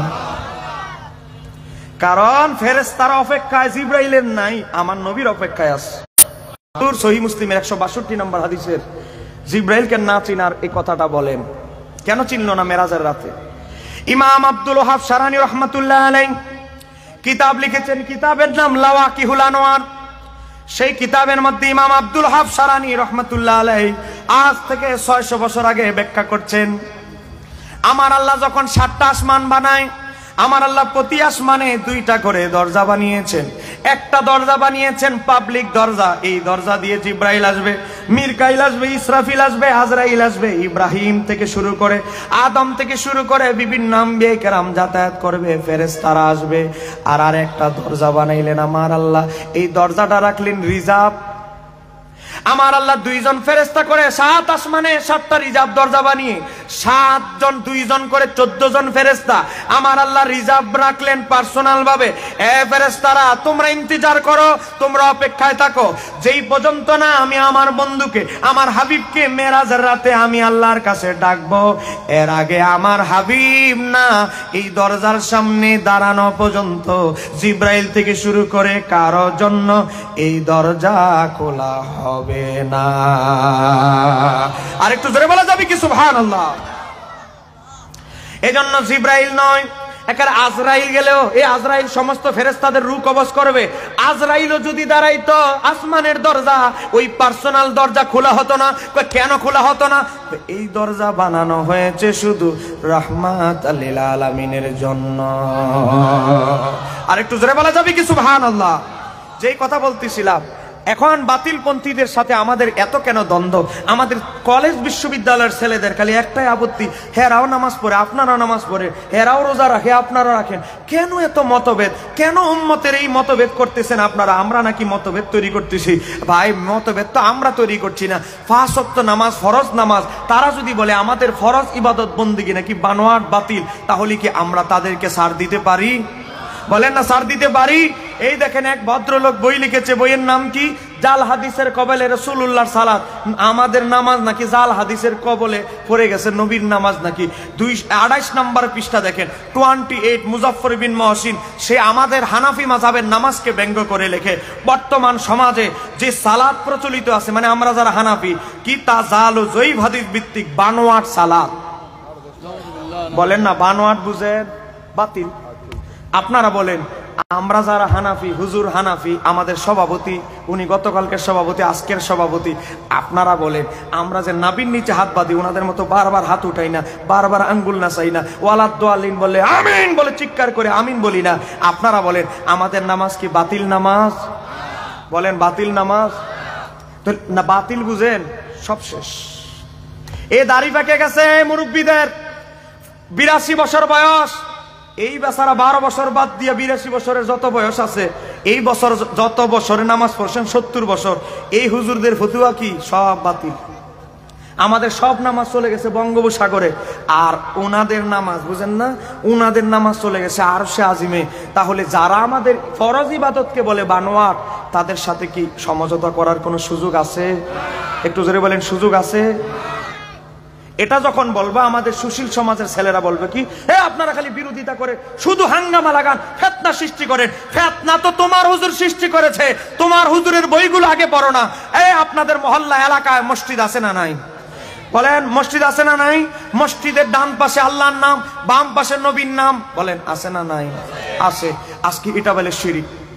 কত সহজ হয়ে গেছে। তার মানে কি, ফতেহাবাদ এলাকায় যত মসজিদ আছে, মসজিদের ডান দিকে আল্লাহর নাম, বাম দিকে নবীর নাম আছে, সব মুশরিক হয়ে গেছে, এরাই খালি ইমানদার। আমি বলছি না বাবা, দেখেন আহলে হাদিসদের বড় হুজুর আব্দুর রাজ্জাক বিন ইউসুফ, যুবকরা কিন্তু নাম দিছে আবার কাযযাব বিন ইউসুফ, আমি কিন্তু না, যুবকরা। এই বেচারা বই লিখেছে রাসূল সাল্লাল্লাহু আলাইহি সাল্লামের সালাত, পৃষ্ঠা নাম্বার 63, 63 নাম্বার পৃষ্ঠা। কয় কি লিখেছে? কয় মসজিদের দেওয়ালে পাশাপাশি আল্লাহ ও মুহাম্মদ লেখা নকশা আঁকা নাজায়েজ। কয় আল্লাহর পাশে নবীর নাম মসজিদের মধ্যে নকশা অঙ্কন যে করি, টাইস লাগাই আমরা, টাইস ছাড়া হোক টাইস লাগায়া হোক, তাহলে কি হবে? কয় এটা নাজায়েজ। এ বাবা, মসজিদের মধ্যে আল্লাহর পাশে যে নবীর নামটা লিখি, এই যে মুহাম্মদটা লিখি, এটা কিন্তু ফতেহাবাদের মুহাম্মদ নয়, এটা হচ্ছে আমাদের নবীর নাম। বলেন কার নাম? আপনারা কি রাগ করছেন? বলেন আপনারা কি আমার সাথে রাগ করছেন নাকি? একটু আওয়াজটা দেন না বাবা। আমরা তো প্রতিদিন মাহফিল করি, কিন্তু আপনাদের মতো ঠান্ডা হয়ে গেছে, চাও খাওয়াইতেছে, তাও আপনারা আওয়াজ দেন না। ভাই একটু ভালো করে চা পরিবেশন করো, একটু আওয়াজটা দিয়ে। হ্যাঁ, মহাব্বতে চা বিতরণ করতেছে ভাই, চা ঢেলে দিয়েন না, আবার সুন্দর করে দিয়েন। মনোযোগ। এ দেখেন মুহাম্মদ লিখেছে, কয় আগে না আছে হযরত, না আসে সাল্লাল্লাহু আলাইহি সাল্লাম। আপনারা বলেন মসজিদের ওয়ালে যে মুহাম্মদ লিখি, এটা কিন্তু আপনাদের ফতেহাবাদের মুহাম্মদ নয়, নবীর নাম। তা আমার নবী কি বলে? তিরমিজি শরীফের হাদিস, হযরতে আনাস ইবনে মালিক থেকে বর্ণিত, উবাইদা ইবনে সামিত থেকে বর্ণিত, হযরতে আব্দুল্লাহ ইবনে আব্বাস থেকে বর্ণিত, হযরত আব্দুল্লাহ ইবনে ওমর থেকে বর্ণিত। ইমাম সাকাবী রাহমাতুল্লাহ আলাইহি কাউলুল বাদীর মধ্যে 4 জন সাহাবী থেকে বর্ণনা করেছে। আমার নবী কি বলে? যে আমার নাম উচ্চারণ করলো কিন্তু আমি নবীর প্রতি দুরূদ পড়া ভুলে গেল, সেজন্য জান্নাতে যাওয়ার রাস্তা ভুলে গেল। আরে আসলে তো মানুষকে তারা দাওয়াত দিতে জাহান্নামের, এরা জান্নাতের রাস্তা ভুলে যাওয়াটা স্বাভাবিক। কথা কন না কেন? ঠিক কি না? দেখেন আমার নবীর নাম লিখেছে মুহাম্মদ, না আগে আছে হযরত, না আছে পরে সাল্লাল্লাহু আলাইহি সাল্লাম। যেমন মুহাম্মদ যেমন এর ছোট ভাইয়ের মতো, ছোট ভাই লাগে। আচ্ছা যাক, এরপরে কি লিখতেছে? পৃথিবীর যে কোনো স্থানে পাশাপাশি আল্লাহ ও মুহাম্মদ লেখা হারাম। এখানেও লিখতেছে নবীর নাম মুহাম্মদ, না আগে আছে হযরত, না পরে আছে সাল্লাল্লাহু আলাইহি ওয়াসাল্লাম। কারপরে লিখে যারা মসজিদের পাশে, মসজিদে আল্লাহর পাশে নবীর নাম লিখতে সহযোগিতা করে, সমর্থন করে, তারা হলো মহাপাপী। আর একটু জোরে বলেন না। আপনারা যে মসজিদে লেখছেন, টাকা পয়সা দিয়ে সহযোগিতা করছেন, সমর্থন করছেন যে হে নবীর পাশে আল্লাহর নামটা লেখেন, আল্লাহর নামের পাশে নবীর নাম লেখেন, আপনারা হয়ে গেছেন মহাপাপী। মহাপাপী থেকে এবার বানাই দিতেছে এটা শিরিকি আকীদা। আল্লাহর পাশে নবীর নাম লেখা এটা নাকি শিরিক। ভাই শিরিকটা হইল কেমনে? এত বড় ফতুয়া শিরিক। এবার দেখেন যুক্তি দিচ্ছে, কুযুক্তি। এর দ্বারা আল্লাহ ও মুহাম্মদ সাল্লাল্লাহু আলাইহি সাল্লামকে সমমর্যাদার অধিকারী গণ্য করা হয়। নিজেই বুঝাই দিতেছে এই মুহাম্মদ যে নবী, কিন্তু এর আগে দুইবার একবারও হযরত লেখা নাই, সাল্লাল্লাহু আলাইহি সাল্লাম লেখা নাই। এবার দেখেন আমরা নাকি সুন্নিরা আল্লাহর পাশে নবীর নাম এই কারণে লিখি। কোন কারণে? আমরা নাকি নবীকে আল্লাহর সমান মর্যাদার দাবি করি। একটু জোরে বলেন না নাউজুবিল্লাহ। আমার ফতেহাবাদের হাটহাজারীর সুন্নি জনতা, আপনারা আমাকে একবার আওয়াজ দিয়ে বলতে হবে, আপনারা বলেন তো আমরা কি নবীকে আল্লাহর সমকক্ষ মনে করি? বলেন আল্লাহর সমকক্ষ কি কুল মাখলুকাতে কেউ হওয়া সম্ভব? আরে ভাই আল্লাহর মর্যাদা তো অসীম, আমার আল্লাহর অসীম সত্তার সমকক্ষতা কারো পক্ষে হওয়া সম্ভব নয়। তো তুমি কেন এই কুযুক্তি দিয়ে দিলা? সুন্নিরা আল্লাহর পাশে নবীর নাম লেখে, হানাফিরা আল্লাহর পাশে নবীর নাম লেখে, এর দ্বারা বরাবর লেখা দ্বারা বরাবর মর্যাদা বুঝায়। এটা তোমারে কোন পাগলে শিখাইছে? এটা আমরা জানতে চাই। ওই পাগলের কথা শুনে তুমিও যে পাগল হইছো, এজন্য পাবনায় ভর্তি করার যত খরচ আছে সব আমরা সুন্নি জনতা দিতে চাই। এই কথা বলে না কেন? ঠিক কিনা? কয় কি পাশাপাশি বরাবর লেখলে বরাবর মর্যাদা বুঝায়। আচ্ছা সুন্দর কথা, সুন্দর যুক্তি। তোমার যুক্তি আবার তোমার দিকে একটু ফিরিয়ে দেই। এবার আপনারা বলেন, এখানে একটা ব্যানার লাগাইলাম, আজকে এই সুন্নি কনফারেন্সে একটা ব্যানার লাগাইলাম, ব্যানারের মধ্যে লিখলাম কি? ডাইন পাশে আব্দুর রাজ্জাক বিন ইউসুফ, বাম পাশে লিখলাম আবু জাহেলের নাম। না মনে করেন ডান দিকে লিখলাম আব্দুর রাজ্জাক বিন ইউসুফ, বাম দিকে লিখলাম ফেরাউনের নাম। এখন আমি যদি আহলে হাদিস ভাইকে প্রশ্ন করি, আপনার হুজুর তো যুক্তি দিছে বরাবর লেখলে বেলে বরাবর মর্যাদা বুঝায়, এখন আপনি বলেন তো ডাইন দিকে লিখলাম আপনার হুজুরের নাম, বাম দিকে লিখলাম ফেরাউনের নাম, এখন আপনি আমার সঠিক উত্তরটা দেন তো।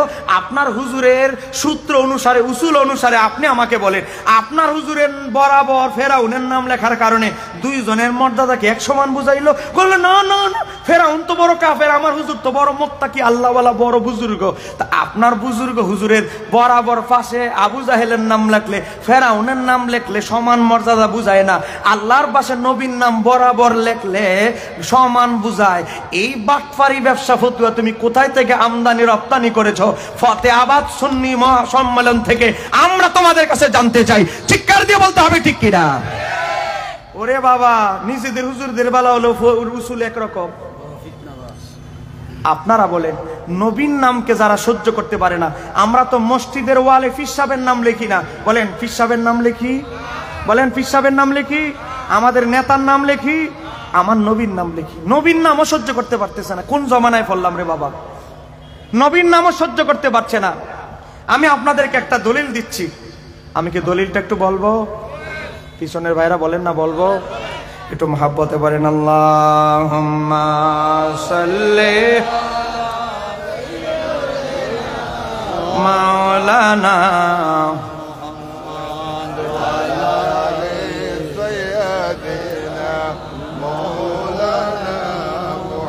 কোথায় আবু বকর, কোথায় ওমর, কোথায় ওসমান, হে কোথায় আলী?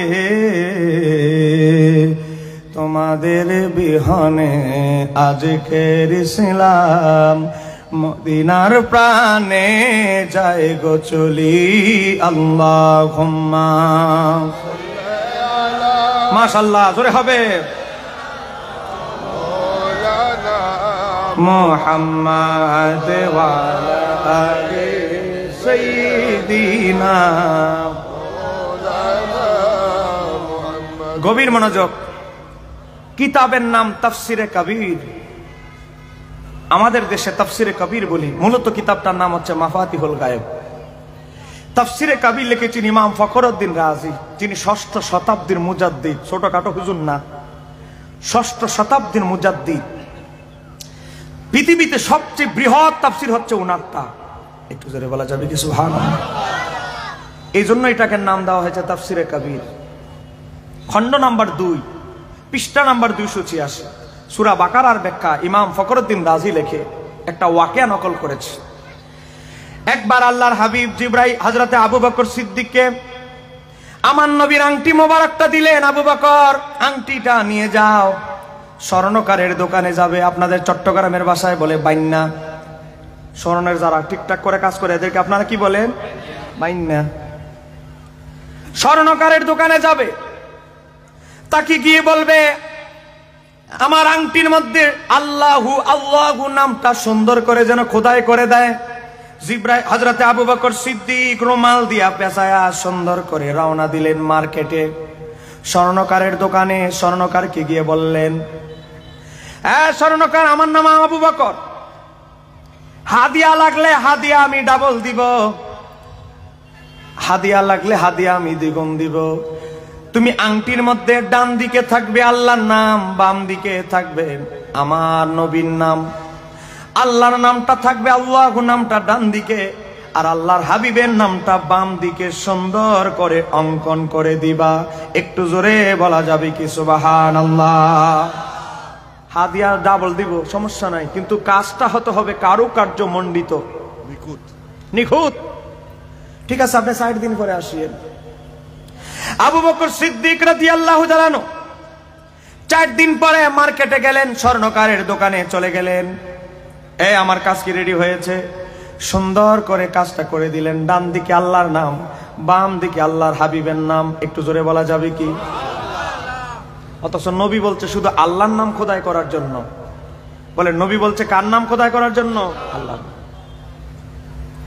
আবু বকর সিদ্দিক প্যাকেটটা নিয়ে পকেটের ভিতরে ভরে রওনা দিলেন।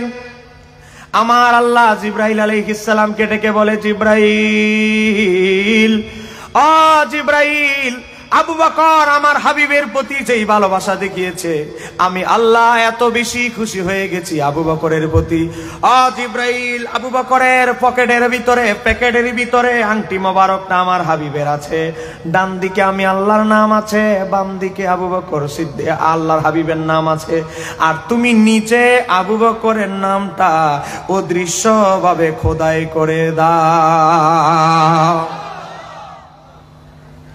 হযরত আবু বকর সিদ্দিক আল্লাহর হাবিবের আংটি মোবারক নিয়ে রওনা দিলেন। আল্লাহর হাবিবের দরবারে পৌঁছে গিয়ে প্যাকেটটা আল্লাহর হাবিবের হাত মোবারকে দিলেন। আল্লাহর হাবিব প্যাকেট থেকে আংটি মোবারক বের করে দেখে ডান দিকে আল্লাহর নাম, বাম দিকে আল্লাহর হাবিবের নাম, নিচে আবু বকর সিদ্দিকের নাম। এই আংটি যখন আবু বকর সিদ্দিক দেখলো, আবু বকর সিদ্দিকের চোখ বাড়ি হয়ে গেল, চেহারাটা বাড়ি হয়ে গেল, চেহারাটার মধ্যে রাগে ফেটে উঠতেছে। বলি ইয়া রাসূলুল্লাহ, ইয়া হাবিবাল্লাহ, এটা আমার দ্বারা সম্ভব নয়, এটা আমি করি নাই। ওই স্বর্ণকার বেচারারে মনে হয় হাদিয়া বেশি দেওয়ার কারণে খুশির টালায় হয়তো আমার নামও ঢুকাইয়া দিয়েছে, এজন্য হয়তো ইয়া রাসূলুল্লাহ ভুল হয়ে গেছে। তবে এটা ঠিক, আল্লাহর পাশে আপনার নামটা খোদাই করার জন্য আমি হুকুম দিয়েছি। এই কারণে আমার আল্লাহ আরশে আজিমের পায়ায় আল্লাহর পাশে আপনার নামকে স্থান দিয়েছেন। জান্নাতের হুরদের মণিকোঠায় আল্লাহ আপনার নামকে খোদাই করেছেন। জান্নাতের গেইটে গেইটে আল্লাহর পাশে আপনার নাম আছে।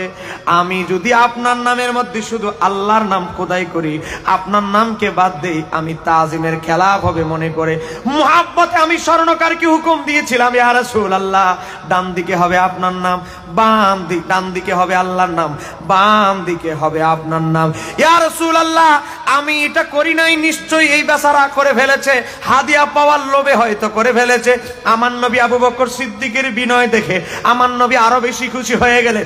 আমার নবী বলতে লাগলেন, ও আবু বকর, এটা তোমার কাজ নয়, ওই স্বর্ণকারের কাজ নয়, এটা হচ্ছে জিবরাইল আলাইহিস সালামের কাজ। আপনাদের কাছে জানতে চাই, ষষ্ঠ শতাব্দীর মুজাদ্দিদ ইমাম ফখরুদ্দিন রাজি রহমাতুল্লাহ আলাইহি উল্লেখ করেছে, আপনারা বলেন আংটি হচ্ছে একটা ছোট পদার্থ, ছোট বস্তু। আংটির মধ্যে যদি আল্লাহর পাশে নবীর নাম লেখলে আবু বকর সিদ্দিক শিরিকের গন্ধ খুঁজে না পায়। আজকে এই কথিত লামাযাবি শায়েখরা আজকে শিরিকের ফতোয়া দিচ্ছে। আবু বকর সিদ্দিকের চাইতে কি এই হুজুররা বেশি শিরিক বুঝে? চা খায়া আওয়াজ কমে গেছে। বলেন এই হুজুররা কি আবু বকর সিদ্দিকের চাইতে ইসলাম বেশি বুঝে? ওরে বাবা রে, আবু বকর সিদ্দিক বুঝলো না শিরিক, তা আবার আংটি ছোট্ট একটা পদার্থ, আল্লাহর নামের পাশে নবীর নাম আবু বকর সিদ্দিক যদি খোদাই করতে পারে, উনি যদি মুশরিক না হয়, উনি যদি ঠিক থাকে, উনি যদি টপ লেভেল নাম্বার সাহাবী, 1 নাম্বার সাহাবী হতে পারে, আমরা আর উনাদের কাছে নতুন ইসলামের ট্রেনিং নেওয়ার দরকার আছে? আর একটু জোরে বলেন, দরকার আছে? এদের থেকে যদি আপনি ট্রেনিং নেন, অবস্থাটা হবে কি জানেন? আপনাদের মাথায় টুপি আছে, মাথার যে টুপি আছে এটাও কি হাত দিয়ে দেখতে হবে? বলেন আপনাদের মাথায় টুপি আছে? একটু জোরে বলেন না। বলেন টুপি কার সুন্নত? আর একটু জোরে বলেন না বাবা। নবীর সুন্নত। টুপি নবীর সুন্নত। কিন্তু এই হুজুররা এখন কি বলে? আমাদের কলেজ বিশ্ববিদ্যালয়ের ভাইদেরকে অনুরোধ করবে একটু মনোযোগ দিয়ে শোনেন, মাইকের আওয়াজ যত দূর যাচ্ছে একটু মনোযোগ দিয়ে শুনবেন। এই বেচারা বই লিখেছে রাসূল সাল্লাল্লাহু আলাইহি সাল্লামের সালাত, আব্দুর রাজ্জাক বিন ইউসুফ, 140 নাম্বার পৃষ্ঠা। আমি যদি ভুল বলি হুজুর ধরবে। হেডিং দিয়েছে শিরোনাম, নিজে প্রশ্ন করতেছে, সালাতের সময়, সালাত মানে নামাজ, সালাতের সময় টুপি পড়তে হবে কি? নামাজ পড়লে কি টুপি দরকার আছে? উত্তর দিতেছে কি দেখেন, রাসূল সাল্লাল্লাহু আলাইহি সাল্লাম টুপি মাথায় দিয়ে সালাত আদায় করতেন, তার কোনো প্রমাণ নাই। বাড়িতে গিয়া নাউজুবিল্লাহ কইয়েন, একটু জোরে বলেন না। নবী জীবনে টুপি পরছে, তার কোনো প্রমাণ নাই। তার মানে কি? এই ফতেহাবাদের ভাইয়েরা, জীবনে টুপি কিনা যেই টাকাগুলো খরচ করছেন, ওই যেন টুপির দোকানও দেখলাম, টুপি কিনা যেই টাকাগুলো খরচ করছেন, এই হুজুরদের মতে সব টাকা চলে গেছে। আপনারা বলেন, আপনারা কি এই হুজুরদের সাথে আপনারা একমত? আপনারা বলেন নবী জীবনে কোনোদিন টুপি পরে নাই? এটা নিয়েও আজকে ফতুয়া দিতে হবে। এটার দলিল আমরা আজকে ওয়াজ করতে হবে। কোন জামানায় আমরা ফিতনায়, কোন জামানায় আছি আবার বুঝেন। কোথায় চলে এসেছে ফিতনা, কোথায় চলে এসেছে? এখনই যদি আমরা তাদের বিরুদ্ধে কথা বলি, আরে কি হুজুর দাওয়াত দিয়েছেন, ওটা গীবত করে। কিন্তু এই হুজুর হয়তো জানে না, ইমাম বাইহাকি শুআবুল ঈমানে নকল করেছে, হযরত আবু দারদা থেকে বর্ণিত, হযরত হাসান বসরি থেকে বর্ণিত, হযরত আনাস ইবনে মালিক থেকে বর্ণিত, আমার নবী হাদিস বর্ণনা করেছে, বেদাতীদের বেদাতের খণ্ডনের রদ, এটা গীবত নয়। খুঁজে দেখো বাইহাকি শুআবুল ঈমান।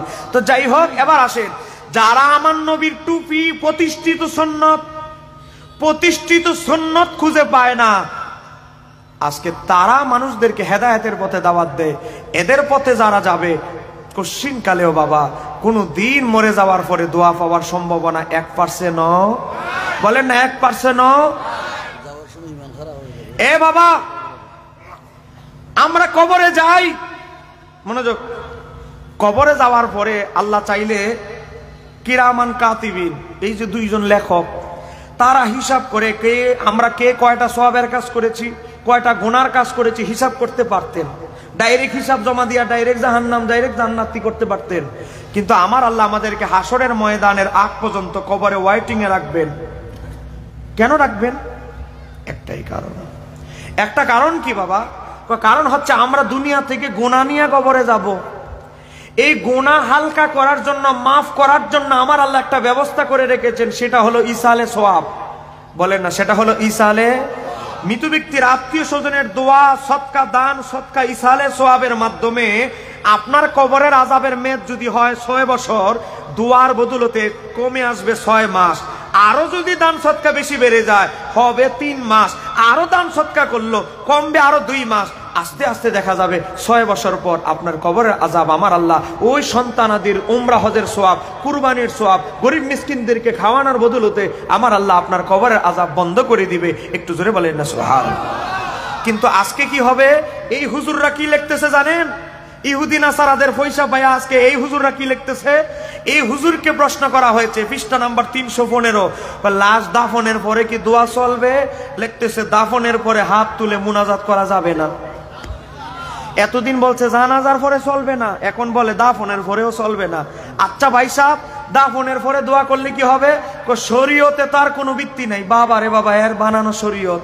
এবার আসে, আচ্ছা দাফনের পরে না হয় দোয়া না হয় না চলবে, পরবর্তী সময়ে কি কোনো সন্তান মা বাবার জন্য সূরা ফাতিহা ইখলাস পড়ে দোয়া চলবে? এবার লিখতেছে সেখানে মানে কবরস্থানে গিয়ে কোরআন তেলাওয়াত করা যাবে না, 3 বার সূরা ফাতিহা পাঠ, 7 বার দুরূদ, সূরা ইখলাস, সূরা ফালাক, সূরা নাস ইত্যাদি যে প্রথা চালু আছে তা অর্ধেক বেদাত না, তা সম্পূর্ণরূপে বেদাত। বেদাত বলে সম্পূর্ণ, আবার অসম্পূর্ণ আছে। বেদাতেরও বলে সম্পূর্ণ, সম্পূর্ণ আছে। যাক, এবার লিখতেছে 316 পৃষ্ঠায়, মা বাবার কবরের কাছে গিয়ে দাঁড়ায়া আপনি সূরা ফাতিহা পড়বেন, সূরা ইখলাস পড়বেন, দুরূদ শরীফ পড়বেন। কয়টা 50% বেদাত না, কয়টা এমন বেদাত। কেমন বেদাত? সম্পূর্ণরূপে বেদাত। এই আমার ফতেহাবাদের আশিক রাসূল ভাইয়েরা, আপনারা মা বাবার কবরের সামনে যাইয়া দোয়া চান কি চান না? জোরে বলতে হবে, চান কি চান না? আর আজকে হুজুররা বলে সম্পূর্ণরূপে বেদাত। এ বাবা, এই হুজুরদের বই ফেরা যদি আমাদের যুবকরা নষ্ট হয়, সে তো দোয়া করবে না মা বাবার জন্য, কোরআন তেলাওয়াত করে হাদিয়া দিবে না। আরো কি করবে জানেন? 10 মায়ের সন্তানকে বাধা দিবে, বলবে বেটা বন্ধ কর, কি বেদাতি কাজ করতেছস? হ্যাঁ, আসসালামু আলাইকুম ইয়া আহলাল কবর, এটাও করতে পারি না। কি বলে জানেন? আসসালামু আলাইকুম ইয়া আহলাল কবর আমরা সারা জীবন দোয়া পড়ছি। কথা কয় না কেন? এটা কি নতুন না পুরাতন? এরা কি লিখতেছে? আসসালামু আলাইকুম ইয়া আহলাল কবর, এই দোয়া দুর্বল, চলবে না। আব্দুর রাজ্জাক বিন ইউসুফ 316 পৃষ্ঠায় লিখেছে এই দোয়া নাকি চলবে না। আসসালামু আলাইকুম ইয়া আহলাল কবর, এই দোয়া চলবে না, হাদিস দুর্বল। অথচ ইমাম তিরমিজি বলে হাদিসটা হাযা হাদিসুন হাসানুন, হাদিসটা হাসান। কোথায় ইমাম তিরমিজি আর কোথায় হলো আদা মৌলবী? হ্যাঁ কয় এই হাদিস চলবে না। এ বাবা, একানি শেষ নয়। ইমাম নববী তার কিতাবের নাম রিয়াজুস সালিহিন বলে হাদিসটি হাসান। একানি শেষ নয়, উনাদের বড় হুজুর ইবনে তাইমিয়া তার মাজমাউল ফতোয়ার মধ্যে বলে হাদিসটা হাসান। ইবনে তাইমিয়ার ছাত্র ইবনুল কাইয়ুম জাওজি তার কিতাবের নাম কিতাবুর রূহ, সেখানে বলে হাদিসটা হাসান, গ্রহণযোগ্য। উনাদের বড় হুজুরই কিন্তু বলতেছে, তাও মানে না। আমার বাবারা ভাইয়েরা, আজকে আমরা কোরআন তেলাওয়াত করে আমাদের বাপ দাদার জন্য দোয়া করব, তাও পারতেছি না। আজকে ফতোয়া দিতেছে সম্পূর্ণরূপে বেদাত।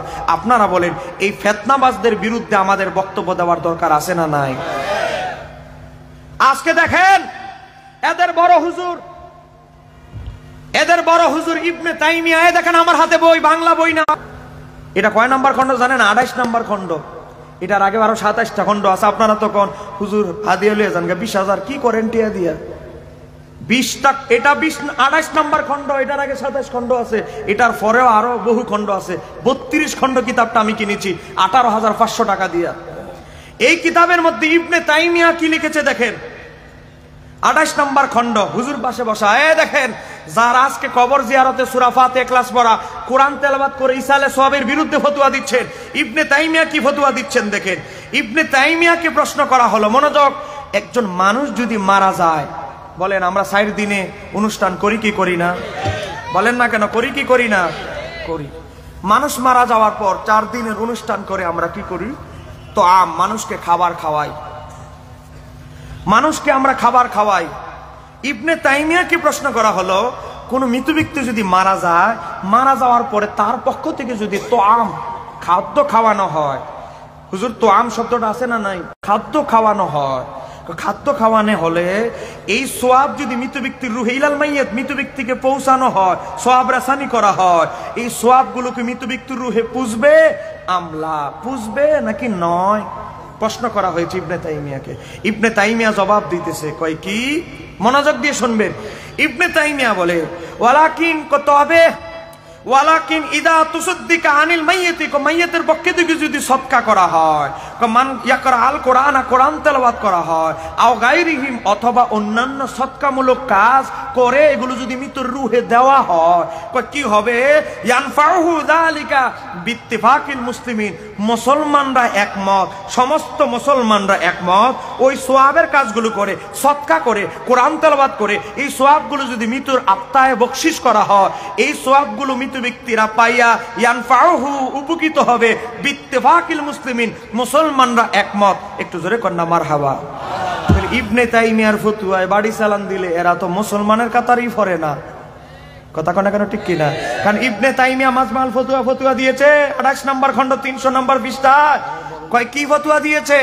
মৃত ব্যক্তির পক্ষ থেকে কোরআন তেলাওয়াত করে, আও গায়রিহিম, অন্যান্য সদকা করে, এটা যদি হাদিয়া দেওয়া হয়, মৃত ব্যক্তি উপকার লাভ করে, এটার ব্যাপারে কি হয়েছে? বিত্তিফাকিল মুসলিমিন, মুসলমানরা একমত।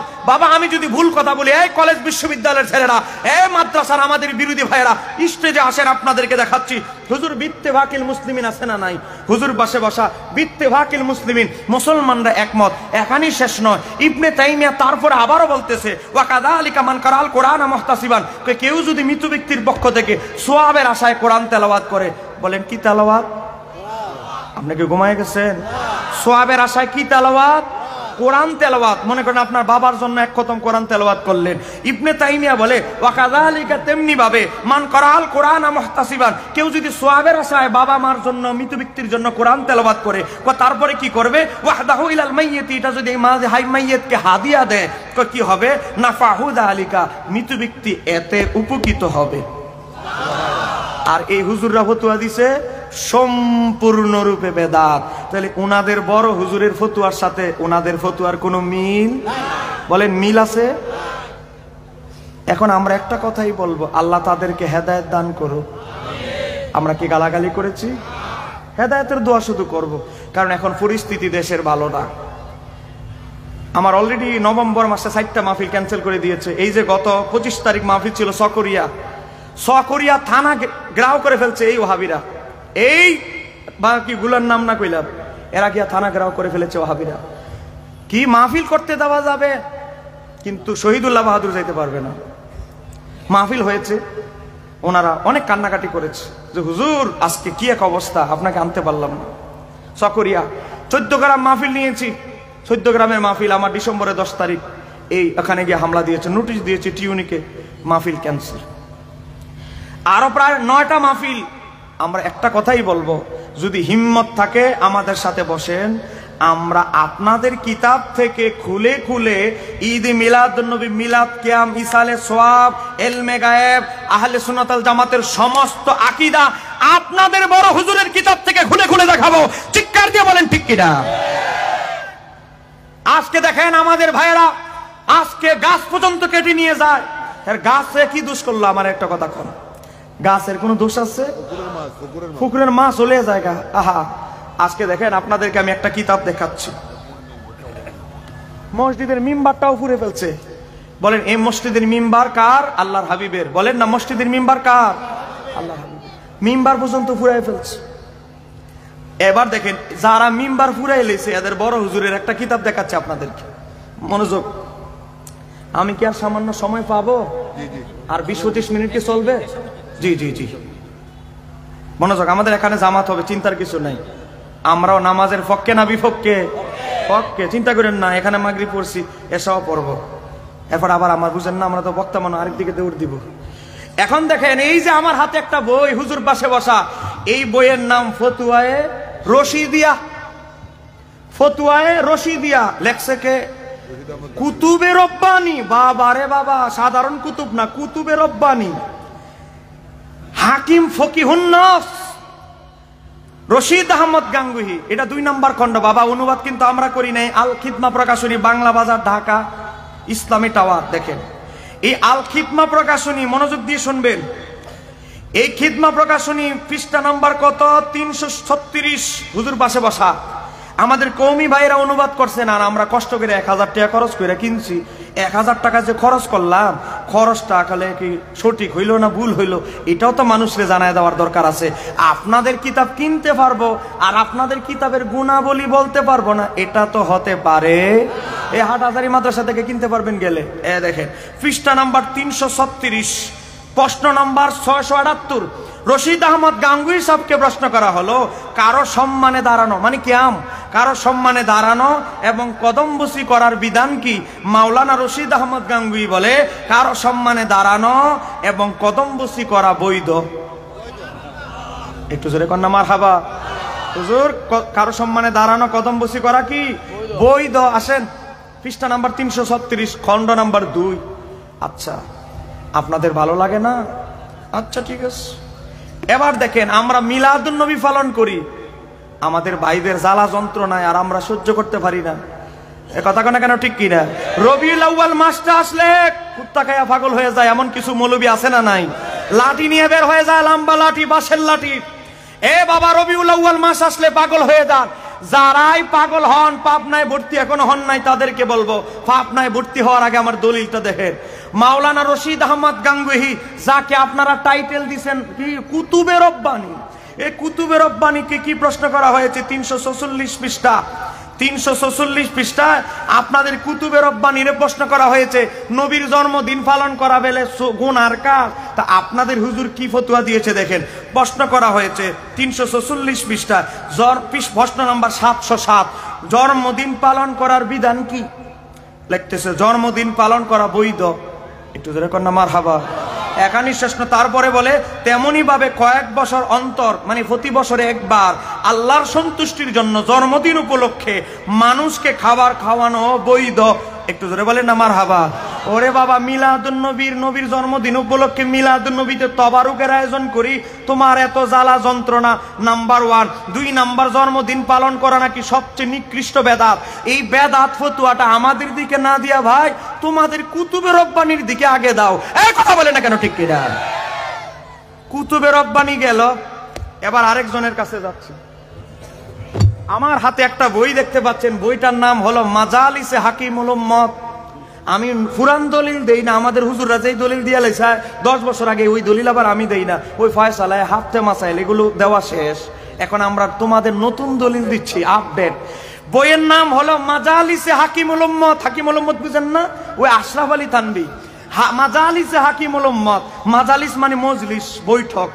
আশরাফ আলী থানভী তার বিভিন্ন মজলিসে যে কথাগুলো বলতো, এই কথাগুলো একজনের নোট করেছে, তার নাম হলো ওয়াজগুলোর নোট করেছে, তার নাম হলো মুফতি মোহাম্মদ শাফি। ওই যে তাফসিরে মারিফুল কোরআনের লেখক, আপনাদের হাটহাজারীর আহমদ শফি না, আবার মুফতি মোহাম্মদ শাফি মারিফুল কোরআনের লেখক, বর্তমানের সারা বিশ্বের উনাদের দাবি কওমিদের বড় আলেম তকি উসমানীর বাবা। এই মাওলানা মুফতি শাফি কি লিখতেছে দেখেন, পৃষ্ঠা নাম্বার 190। একটু বলেন না পৃষ্ঠা নাম্বার কত? আমার ওয়াজগুলো শুরুতে বলছি একটু গরম, আমার এত দাওয়াতের পাগল আমি, হুজুর না হক কথা বলি। 190 নাম্বার পৃষ্ঠা দেখেন, 190 নাম্বার পৃষ্ঠা, মনোযোগ দিয়ে শুনবেন। বাংলা বই, যাওয়ার সময় ছবি তুলে নিয়ে যাবেন, অ্যান্ড্রয়েড মোবাইলে ওদের বড় হুজুরে দেখাইবেন। পৃষ্ঠা নাম্বার 190 কি লিখেছে? একবার ঘটনাটা মনোযোগ দিয়ে শুনবেন। একবার হযরত মাওলানা মোহাম্মদ কাসেম সাহেব নানুতুবি এর কাছে এক লোক বলল, কাসেম নানুতুবি কারা? গোটা পৃথিবীর কওমি মাদ্রাসার প্রতিষ্ঠাতা, প্রথম কওমি মাদ্রাসায় যে দারুল উলুম দেওবন্দের যিনি প্রতিষ্ঠাতা, তার নাম হলো মাওলানা কাশেম নানুতুবি। এই হাটহাজারী মাদ্রাসা, যেই মাদ্রাসাকে ফলো করে বানানো হয়েছে, নানুপুর মাদ্রাসা, পটিয়ার মাদ্রাসা, ওই যাত্রাবাড়ি মাদানিয়া মাদ্রাসা, সব মাদ্রাসা যেই মাদ্রাসার সিলেবাসে চলে, ওই মাদ্রাসার নাম হলো দারুল উলুম দেওবন্দ। এই দারুল উলুম দেওবন্দের যিনি প্রতিষ্ঠাতা, তার নাম হলো মাওলানা কাশেম নানুতুবি। এই কাশেম নানুতুবিকে একবার বলা হলো, কি বলা হলো এবার মনোযোগ দিয়ে শোনেন। একবার মাওলানা কাশেম নানুতুবির কাছে এক লোক বলল, কি বলল? মিরাটের মাওলানা আব্দুস সামি সাহেব। কয় আব্দুস সামি মানে? কয় মাওলানা মিরাট হলো একটা শহরের নাম, মিরাট। আপনার বন্ধু মাওলানা আব্দুস সামি সাহেব বেশি বেশি মিলাদ কিয়াম করে, টাকা পয়সা খরচ করে মানুষ দিয়েও পড়ায়। ঘটনাটা শোনে। আপনার বন্ধু মিরাটের মাওলানা আব্দুস সামি সাহেব বায়দল খুব বেশি বেশি মিলাদ পড়ে এবং লোকদেরকে দিয়েও পড়ায়, আপনি কেন এমনটা করেন না হুজুর? আপনি কেন এমনটা করেন না? মাওলানা কাশেম নানুতুবিকে বলতেছে, কাশেম নানুতুবি সাহেব, আপনার বন্ধু মিরাট শহরের মাওলানা আব্দুস সামি সাহেব নিজেও মিলাদ কিয়াম করে, পয়সা খরচ করে মানুষ দিয়েও করায়, আপনার বন্ধু করে, আপনি কেন করেন না? দুই বন্ধুর মধ্যে ডিফারেন্স কেন? প্রশ্নটা কিন্তু মজার প্রশ্ন। এবার কি বলে জবাবে নানুতুবি বললেন, হ্যাঁ মনোযোগ, কয় কি ভাই, সে তো নবী প্রেমের উচ্চাসনের মধ্যে রয়েছে। একটু জোরে কর না আল্লাহু আকবার। আরে তার কলবের মধ্যে তো নবীর প্রেমে ভরপুর, সে তো নবী প্রেমের উচ্চাসনে রয়েছে, এই কারণে সে বেশি বেশি মিলাদ কিয়াম করে। দোয়া করো আমারও যাতে সেই উচ্চাসন নসিব হয়। একটু জোরে কর না মারহাবা। ফতুয়া আমাদের দিক না দিয়া আমাদেরকে বেদাতি বলেন, আর আপনার হুজুর ফতুয়া দিছে কাশেম নানুতুবি এই মাজালিস হাকিম মোহাম্মদ 190 নম্বর পৃষ্ঠায়, যারা মিলাদ কিয়াম করে তারা নবী প্রেমিক। এটা আমরা ফতুয়া দেই নাই, ফতুয়া দিয়েছেন মাওলানা কাশেম নানুতুবি। ফতুয়া আমাদের বিরুদ্ধে না দিয়া আপনাদের বড় হুজুর যিনি দেওবন্দের প্রতিষ্ঠাতা তার বিরুদ্ধে দেন। এই কথা বলেন না কেন? ঠিক কিনা? আপনারা কি রাগ করতেছেন? আমি কি আর 5-7 মিনিট একটু সামনে যাব? বিরক্ত হচ্ছেন নাকি আপনারা? কবির মনোযোগ। এবার দেখেন, মনোযোগ দিয়ে শুনবেন। এবার দেখেন, আজকে নামাজ নিয়ে ষড়যন্ত্র, কালেমা নিয়ে ষড়যন্ত্র, নবীর নাম লেখা নিয়ে ষড়যন্ত্র। সবচেয়ে বড় কষ্টের ব্যাপার কি জানেন? সবচেয়ে বড় কষ্টের ব্যাপার হচ্ছে আজকে, সবচেয়ে বড় কষ্টের ব্যাপার কি জানেন? আজকে এই লোকেরা বলে ইমাম আবু হানিফা, ইলা মাযহাবিরা বলে ইমাম আবু হানিফা 30টা হাদিস জানতো। আর একটু জোরে কম। কিরে ভাই, আপনারা কি ইমাম আবু হানিফার প্রতি আপনাদের আকীদা কি দুর্বল? বলেন ইমাম আবু হানিফা কি মাত্র 30টা হাদিস জানতো? আমাদের নুরানি বাচ্চারা 40 হাদিস মুখস্থ বলে বলে ঠোঁটস্থ, আর ইমাম আবু হানিফার নুরানি বাচ্চার সেরনি সেনামাই দিল, ইমাম আবু হানিফা মাত্র 30টা হাদিস জানতো। এই কথা যে ইলা মাযহাবিরা বলে, আপনারা বলেন হুজুরকে বসাই দেন, এই কথা যে ইলা মাযহাবিরা বলে, তাদের সাথে আমাদের কোনো সম্পর্ক থাকতে পারে? যারা বলেন থাকতে পারে। সর্বশেষ সর্বশেষ যেহেতু এশারের সময় হয়ে গিয়েছে, এশারের সময় চলে এসেছে, আপনাদেরকে দাওয়াত দিয়ে যাচ্ছি। মনোযোগ। এই লোকদের পাল্লায় যদি আপনার সন্তান পড়ে, আপনারা বলেন মরে যাওয়ার পরে কি 1% দোয়া পাওয়ার সম্ভাবনা আছে? বলেন না দোয়া পাওয়ার সম্ভাবনা আছে? মনে রাখবেন, একটা হাদিস আজকে কলবে নিয়ে আজকে মাহফিল থেকে যান। আল্লাহর হাবিবের হাদিস, হযরত আবু হুরায়রা থেকে বর্ণিত, সহিহ মুসলিম 1638 নম্বর হাদিস। আমার নবী বলে, মানুষ মারা যাওয়ার পর সব আমলের দরজা বন্ধ হয়ে যায় ইল্লা মিন সালাসাতিন, 3টি ব্যতীত। 1 নম্বর সদকায়ে জারিয়া, 2 নম্বর উপকারী ইলম, 3 নম্বর হচ্ছে কি ওয়ালাদিন সালেহ, নেককার সন্তান। তার কাজটা কি হবে? ওয়ায়াদউ লাহু, সে তোমার জন্য দোয়া করবে। আপনার সন্তান যদি এই গ্রুপে যোগদান করে, মরার পর দোয়া পাওয়ার সম্ভাবনা 1%ও, বলেন 1%ও আছে? যদি দোয়া চান, মরে যাওয়ার পর দান সদকা চান, তাহলে এদের থেকে আপনার সন্তানকে দূরে রাখতে হবে, আপনি নিজেও দূরে থাকতে বলেন না হবে। এবার আসেন, আমি আপনাদেরকে, যেহেতু হুজুর চলে এসেছেন, এশারের আজান দিয়ে ফেলেছে, একটা ঘোষণা দিয়ে আমার আলোচনার শেষাংশ শেষ করছি। আপনাদের জন্য আমি একটা বই এনেছি, সম্ভব হলে নিবেন, না হলে নাই। এই বইটা হচ্ছে সহজ পদ্ধতিতে সহি নামাজ শিক্ষা। আপনাদের জন্য এই বইটা এনেছি, কারো সম্ভব হলে নিবেন, আপনার মেয়েরে দিবেন, ছেলেরে দিবেন। এই বইয়ের মধ্যে 9টা অধ্যায়। আজকে একদল লোক বলে কি কয়, লা ইলাহা ইল্লাল্লাহ এতটুকুই কালেমা, তারপরে আর কালেমা নাই। আমি ওই দিন কিছুদিন আগে লক্ষ্মীপুর মাহফিলে গেলাম, লক্ষ্মীপুর নোয়াখালীর বাসের জ্বালা, লক্ষ্মীপুর গেলাম, গিয়ে দেখি ডান দিকে আল্লাহর নাম, বাম দিকেও আল্লাহর নাম, মাঝখানে কালেমা হলো লা ইলাহা ইল্লাল্লাহ, শেষ। আমি জিজ্ঞাসা করলাম খতিবরে জিজ্ঞাসা করলাম, খতিব সাহেব লা ইলাহা ইল্লাল্লাহ লেখা, বাকিটা নাই কেন? এটাই তো সহি হাদিস দ্বারা প্রমাণিত। আমি বললাম, আপনার মোবাইলে অ্যাপস আছে বাংলা হাদিস, আল হাদিস আছে? আমাকে সহি মুসলিম খুলেন। সহি মুসলিম খুললা ওনাকে দেখাইলাম, ইমাম মুসলিম একটা বাব কায়েম করেছেন, তাদেরকে হত্যা করা যাবে না যে বলে লা ইলাহা ইল্লাল্লাহু মুহাম্মাদুর রাসূলুল্লাহ। এই যে লা ইলাহা ইল্লাল্লাহু মুহাম্মাদুর রাসূলুল্লাহ একসাথে সহি মুসলিমে লেখা, এটা কি আপনি আদৌ জীবনে পড়ছেন? এ আর কথা বলে না। আমি বলি, এটা কি আপনি পড়েছেন? কথা বলে না। আমি বললাম, ভাই আরশে আজিমে তো লা ইলাহা ইল্লাল্লাহু মুহাম্মাদুর রাসূলুল্লাহ লেখা, কয় এটা প্রমাণিত নয়। এটা বলে প্রমাণিত না। আল্লাহর পাশে নবীর নাম আরশে আজিমে লেখা, এটাও বলে প্রমাণিত না। এই বেচারারে, আমার গাড়িটা ছিল সামনে, গাড়ির মধ্যে তো আমার কিতাব থাকে, এই বেচারারে বললাম আল্লাহর পাশে নবীর নাম লেখা আরশে, এটা প্রমাণিত না। বাটপাড়ির জায়গা ভান না। আপনাদের বড় হুজুর দেখেন, কিতাব বইয়ের নাম ফাজায়েলে হজ, আমাদের বই না, তাবলিগি কুতুবখানা, তাবলিগ জামাতের বই। লিখেছে কে? মাওলানা জাকারিয়া সাহারানপুরি, ফাজায়েলে আমল, ফাজায়েলে সাদাকাতের লেখক। সেই বইয়ের মধ্যে পৃষ্ঠা নাম্বার কি? এ দেখেন, পৃষ্ঠা নাম্বার হলো 126। 126 নাম্বার পৃষ্ঠার মধ্যে তাবলিগ জামাতের বইয়ের মধ্যে লেখা আছে, আল্লাহর পাশে নবীর নাম আরশে আজিমের পায়ার মধ্যে আদম আলাইহিস সালাম নিজে দেখতে পেয়েছেন। চিৎকার দিয়ে বলা যাবে কি সুবহানাল্লাহ? এটা যখন দেখাইলাম, আমি বললাম, আপনাদের বড় হুজুর লিখেছে আল্লাহর পাশে নবীর নাম আরশে আজিমে লেখা, তাবলিগ জামাতের বইয়ের মধ্যে আছে। আপনি কওমি মাদ্রাসা থেকে লেখাপড়া করলেন, তো কওমি মাদ্রাসার অঙ্গনে দারুল উলুম দেওবন্দ মাদ্রাসার মতাদর্শ হলো তাবলিগ।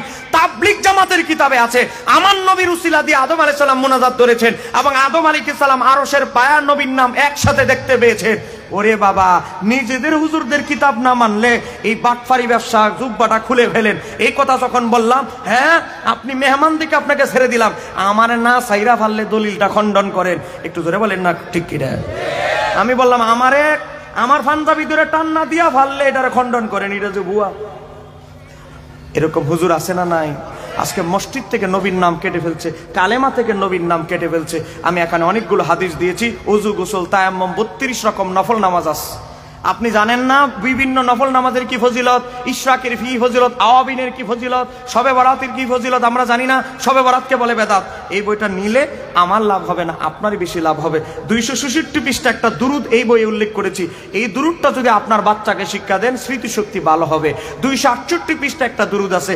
আপনার যদি ঋণগ্রস্ত হন, এই দুরুদটা বেশি বেশি পড়বেন, গায়েবী ভাবে আল্লাহ ঋণ কমায় দিবে। একটু জোরে বলেন না সুবহানাল্লাহ। এই বইটা নেবেন, আর কারো সম্ভব হলে, কারো যদি স্ত্রী থাকে, ভাবি থাকে, বোন থাকে, তাদেরকে দেবে। ইসলামে নারীর মর্যাদা ও পর্দার বিধান, এই বইটা নারীদের নিয়ে আমাদের বই লেখা নাই বললেই চলে। এই বইটা লিখেছে একজন নারীর করণীয় বর্জনীয়। একজন নারীকে আল্লাহ ইসলামে মা হিসাবে কি মর্যাদা দিয়েছে, বোন হিসাবে কি দিয়েছে, দাদি হিসাবে কি দিয়েছে, ফুফু হিসাবে কি মর্যাদা ইসলাম দিয়েছে, সব দেখেন কোরআন হাদিসের আলোকে লেখা। এই বইটা নেওয়ার চেষ্টা করবেন। এই বইটা তেমন একটা নাই, কারণ ছাপায় রাখতে পারি না। এই বইটা গাউস বাকের কিতাব, সিররুল আসরার, তাসাউফের কিতাব। এটার বাংলা আমরা রিয়েল পূর্ণাঙ্গ অনুবাদ আমরা করেছি, নাম দিয়েছি তাসাউফ দর্শন। কার কিতাব? গাউস বাকের কিতাব, আমার না। বড় পীর আব্দুল কাদের জিলানীর লেখা তাসাউফের 4টা বইয়ের একটা, তাসাউফ দর্শন, সিরুল আসরারের বাংলা অনুবাদ। কারো লাগলে নেবেন, 150 টাকা করে। 3টা যদি একত্রে কেউ নেন, 400 টাকা রাখা হবে। এই 3টা বই, একটা নামাজ শিক্ষা, নামাজের পূর্ণাঙ্গ, একটা হলো তাসাউফের বই, এটা তাসাউফ গাউস বাকের সিরুল আসরার অনুবাদ। ইসলামে নারীর মর্যাদা, নারীদের পর্দার বিধান, নারীদের করণীয় বর্জনীয়। সম্মানিত আমার দিনী ভাইরা, আপনাদেরকে আমি একটা দাওয়াত দিয়ে আমার আলোচনা শেষ করছি। আমাদের হানাফি মাযহাবের নামাজ সহি হাদিসের আলোকে প্রমাণিত। বলেন, কোনো সন্দেহ আছে? জোরে বলতে হবে, কোনো সন্দেহ আছে? কিন্তু আপনাদের কি বোঝাবে? মনোযোগ, শেষ করে দিচ্ছি, আমার ওয়াজ শেষ, এখন শুধু বিদায় নিব। আপনাদের কি বোঝানো হবে জানেন? বোঝানো হবে, দেখেন আব্দুর রাজ্জাক বিন ইউসুফ সেই বই লিখে, সে 154 নম্বর পৃষ্ঠায়, কলেজ বিশ্ববিদ্যালয়ের ছেলেরা শোনো, এই বই নিয়ে যাও একজন, দ্রুত, সময় নেই, আজান দিয়ে ফেলবে। দেখেন কলেজ বিশ্ববিদ্যালয়ের ছেলেদেরকে আমি অনুরোধ করছি, দেখেন 154 নম্বর পৃষ্ঠা আব্দুর রাজ্জাক বিন ইউসুফ সাহেব লিখেছে, কয় কি, নাভির নিচে হাত বাঁধার হাদিসগুলো দুর্বল, দয়ীফ, অচল, অতএব নাভির নিচে হাত বাঁধা চলবে না। একটু জোরে বলেন না নাউজুবিল্লাহ। আচ্ছা, মনোযোগ দিয়ে শুনবেন, আমি এই আলোচনা হচ্ছে আমার আলোচনার শেষ অংশ। নাভির নিচে হাত বাঁধা হাদিসগুলো দুর্বল। কলেজ বিশ্ববিদ্যালয়ের ছেলে পড়তে গিয়ে দেখে, আয় হায় রে, সারা জীবন কি নামাজ পড়লাম, নাভির নিচে হাত বাঁধার সব হাদিস দুর্বল।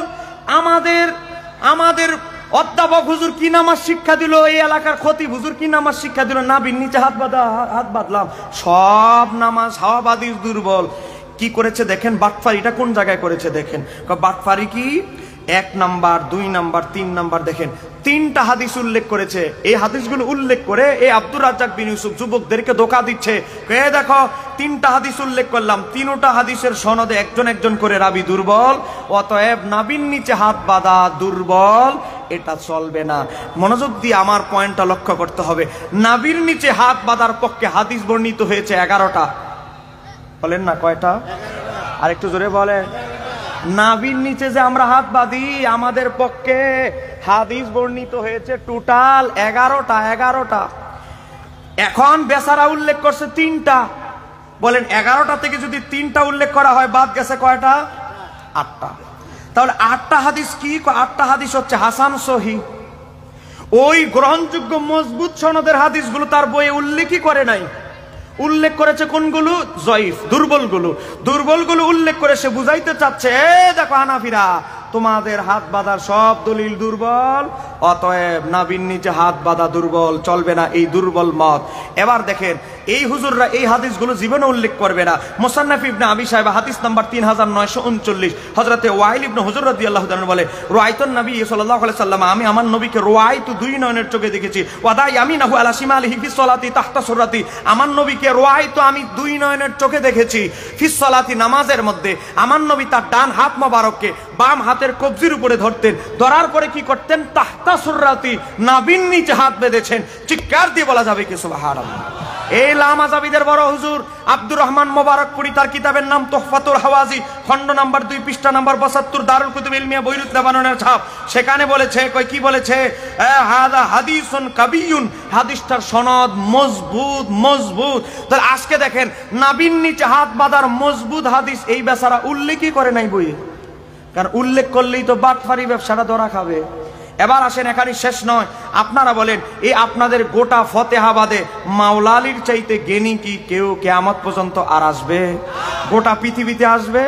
কিয়ামত পর্যন্ত মাওলা আলীর মতো কেউ আসবে না। দেখেন ইমাম ইবনে আব্দুল বার, আজ থেকে 1100 বছর আগের ইমাম ইবনে আব্দুল বার, কিতাবের নাম আত-তামহিদ, খণ্ড নাম্বার 20, পৃষ্ঠা নাম্বার 78, শামেলা ভার্সন মিলিয়ে নেবেন। হযরতে উকবা ইবনে সোহবান মাওলা আলীর ছাত্র, তিনি কি বলে? আমি মাওলা আলীকে নামাজ পড়তে দেখেছি। কিভাবে দেখেছেন? মাওলা আলী তার ডান হাতকে বাম হাতের উপরে রাখতেন, রাখার পরে কি করতেন? তাহতা সুররাতি, নাভির নিচে হাত বাঁধতেন।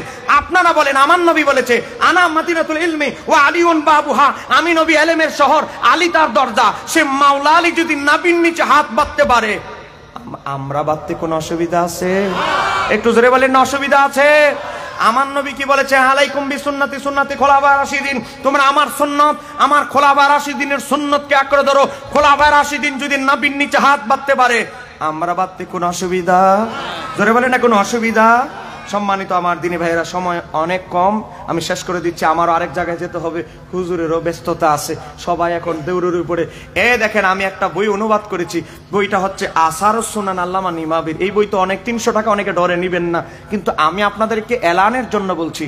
এই বইয়ের মধ্যে 1111টা হাদিস, দেখেন 1113টা হাদিস, 1113টা হাদিস দিয়ে হানাফি মাযহাবের বিখ্যাত আলেম আল্লামা ইমাম নিমাবি আসারুস সুনান লিখে প্রমাণ করে দিয়েছেন, তাকবীরে তাহরিমা, ওযু থেকে তাকবীরে তাহরিমা থেকে সালাম ফিরানো পর্যন্ত ফরজ নামাজ, হানাফিদের যে নামাজ পদ্ধতি, 1113টা হাদিস দিয়ে আল্লামা নিমাবি প্রমাণ করেছে হানাফিদের নামাজ সহিহ হাদিসের নামাজ, সহিহ হাদিসের আলোকে হানাফিদের নামাজ প্রতিষ্ঠিত। চিৎকার দিয়ে আমার সাথে বলতে হবে, ঠিক কিনা? আরো যারা বলেন ঠিক কিনা?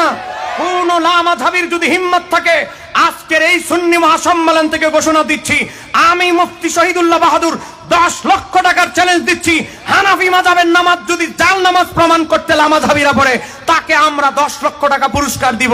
আর যদি প্রমাণ করতে না পারে, তওবা করে প্রকাশ্যে লামাযহাবী থেকে হানাফি হবে। আমাদের টাকার দরকার নাই, আমাদের টাকার লোভ নাই। চিৎকার দিয়ে বলতে হবে ঠিক কিনা?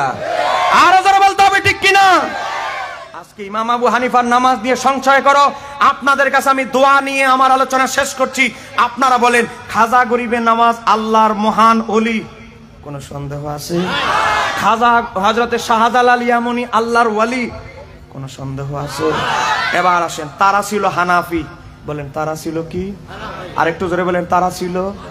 আচ্ছা, হানাফি মানে নবীর নিচে হাত বাঁধতো, আমিন আসতে বলতো, একবার আঙ্গুল ইশারা করতো, 3 নামাজ 3 রাকাত পড়তো, তারাবি নামাজ 20 রাকাত পড়তো। আপনারা বলেন, খাজা গরিবে নামাজ যদি হানাফি হয়ে এত বড় আল্লাহর ওলি হতে পারে, হযরতে শাহজালাল ইয়ামানি যদি হানাফি হয়ে এত বড় আল্লাহর ওলি হতে পারে, আমাদের আর নতুন তরিকার দরকার আছে? একটু জোরে বলেন, দরকার আছে? দরকার নাই। সোজা কথা শেষ। আমাদেরকে যারা ইসলাম দিয়ে গেছে তারা হানাফি। এ বাবা, ভারতীয় উপমহাদেশের সবচেয়ে বড় মুহাদ্দিস, যার নাম বাদ দিলে সনদ বাতিল হয়ে যাবে, করছে কে? আল্লামা শায়েখ আব্দুল হক মুহাদ্দিসে দেহলভী তিলেন ছিলে হানাফি। তাহলে তারে বাদ দিলে তো হিন্দুস্তানে গোটা ভারতবর্ষে হাদিসের সনদই বাতিল হয়ে যাবে। তিনি যদি হানাফি মাযহাবী হয়ে এত বড় মুহাক্কিক আলেম হতে পারে, সর্বজন গ্রহণযোগ্য হতে পারে, আমার আর নতুন রাস্তার দরকার আছে? একটু জোরে বলেন, দরকার আছে? বড় পীর আব্দুল কাদের জিলানী ছিলেন মাযহাবী, মানে হাম্বলি মাযহাবের অনুসারী, মানে মাযহাব মানতেন। আপনারা বলেন, বড় পীর আব্দুল কাদের জিলানী যদি হাম্বলি মাযহাব মেনে এত বড় আল্লাহর ওলি হতে পারেন, আমাদের আর নতুন তরিকার দরকার আছে? জোরে বলেন না, দরকার আছে? তাহলে খাজা গরিবে নামাজ, বড় পীর আব্দুল কাদের জিলানী, মুজাদ্দেদে আল ফিসানি যদি এত বড় তরিকার ইমাম হতে পারে হানাফি মাযহাব মেনে, আমাদের আর নতুন তরিকার দরকার? বলেন না কেন, নতুন তরিকার দরকার আছে? অনুরোধ করছি, আপনার সন্তানকে এখনই তদন্ত করেন। আপনার সন্তানের কলেজ বিশ্ববিদ্যালয়ে গিয়ে কার সাথে ক্লাসমেট হয়েছে, কার সাথে গিয়ে সিট পড়েছে, এখন থেকে যদি নজর না করেন, মরে যাওয়ার পরে কি হবে জানেন? ওই চাঁদপুরের ঘটনা হবে। 8 মাস আগে চাঁদপুরের ঘটনা। বাবা ছিল সুন্নি, সুন্নিয়তের জন্য মাদ্রাসায় জায়গা দিয়ে গেছে, ছেলে হলো লামাযহাবী। ছেলে যখন জানাজা আসছে, না জানাজার পরে কোনো দোয়া হবে না, জানাজার পরে দোয়া হবে না। লাশ নিয়ে সুন্নিরা টানে একদিকে, ছেলে লামাযহাবীরা টানে একদিকে, লাশ নিয়ে টানাটানি হয়ে গেছে। সর্বশেষ বাহাসের জন্য কথা হয়েছে, ফেস দ্য পিপলস থেকে আমাকে চ্যালেঞ্জ করা হয়েছে। আমি আমাদের ওস্তাদ আল্লামা কাজী মঈনুদ্দিন আশরাফি হুজুরকে বললাম, হুজুর আপনি যদি অনুমতি দেন, আমি এই ওয়াহাবিদের সাথে মুনাজারা করতে চাই। আমরা যখন রাজি হইলাম, এই ওয়াহাবি নাম বলতে চাই না, মিডিয়ায় রেকর্ড হচ্ছে তো। হ্যাঁ বলে, না এর সাথে বসা যাবে না, এর বয়স কম। আচ্ছা বয়স কম, এটা কি আমার অপরাধ? কথা কন না কেন? আমার বাবারা ভাইয়েরা, তো এজন্য আপনাদেরকে বলছি, সঠিক আকীদা দর্শনে থাকবেন, আহলে সুন্নাত ওয়াল জামাতে থাকবেন। আহলে সুন্নাত ওয়াল জামাতে থাকলেও মরে যাওয়ার পর দোয়া পাবেন। কথা কন না কেন, ঠিক কিনা? আল্লাহ সুবহানাহু ওয়া তাআলা আজকের আলোচনা কবুল করুন। সবাই বলেন আমিন। এখানে আজান হবে, এখানেই তো জামাত হবে, এখানে জামাত হবে, এখানে আজান হবে। আমাদের তো ব্যস্ত মানুষ, চলে যাবে আরেক জায়গায়। আপনারা সবাই নামাজ পড়ে যাবেন। কারো বই লাগলে এই যে কোণাতে বই আছে, নিবেন। আসসালামু আলাইকুম ওয়া রাহমাতুল্লাহ। সম্মানিত উপস্থিতি, আমরা পবিত্র ইশারের নামাজ জামাতের সাথে প্যান্ডেল আদায় করব। প্যান্ডেলের উত্তর পাশে ওযু এবং ইস্তিনজা করার ব্যবস্থা রয়েছে।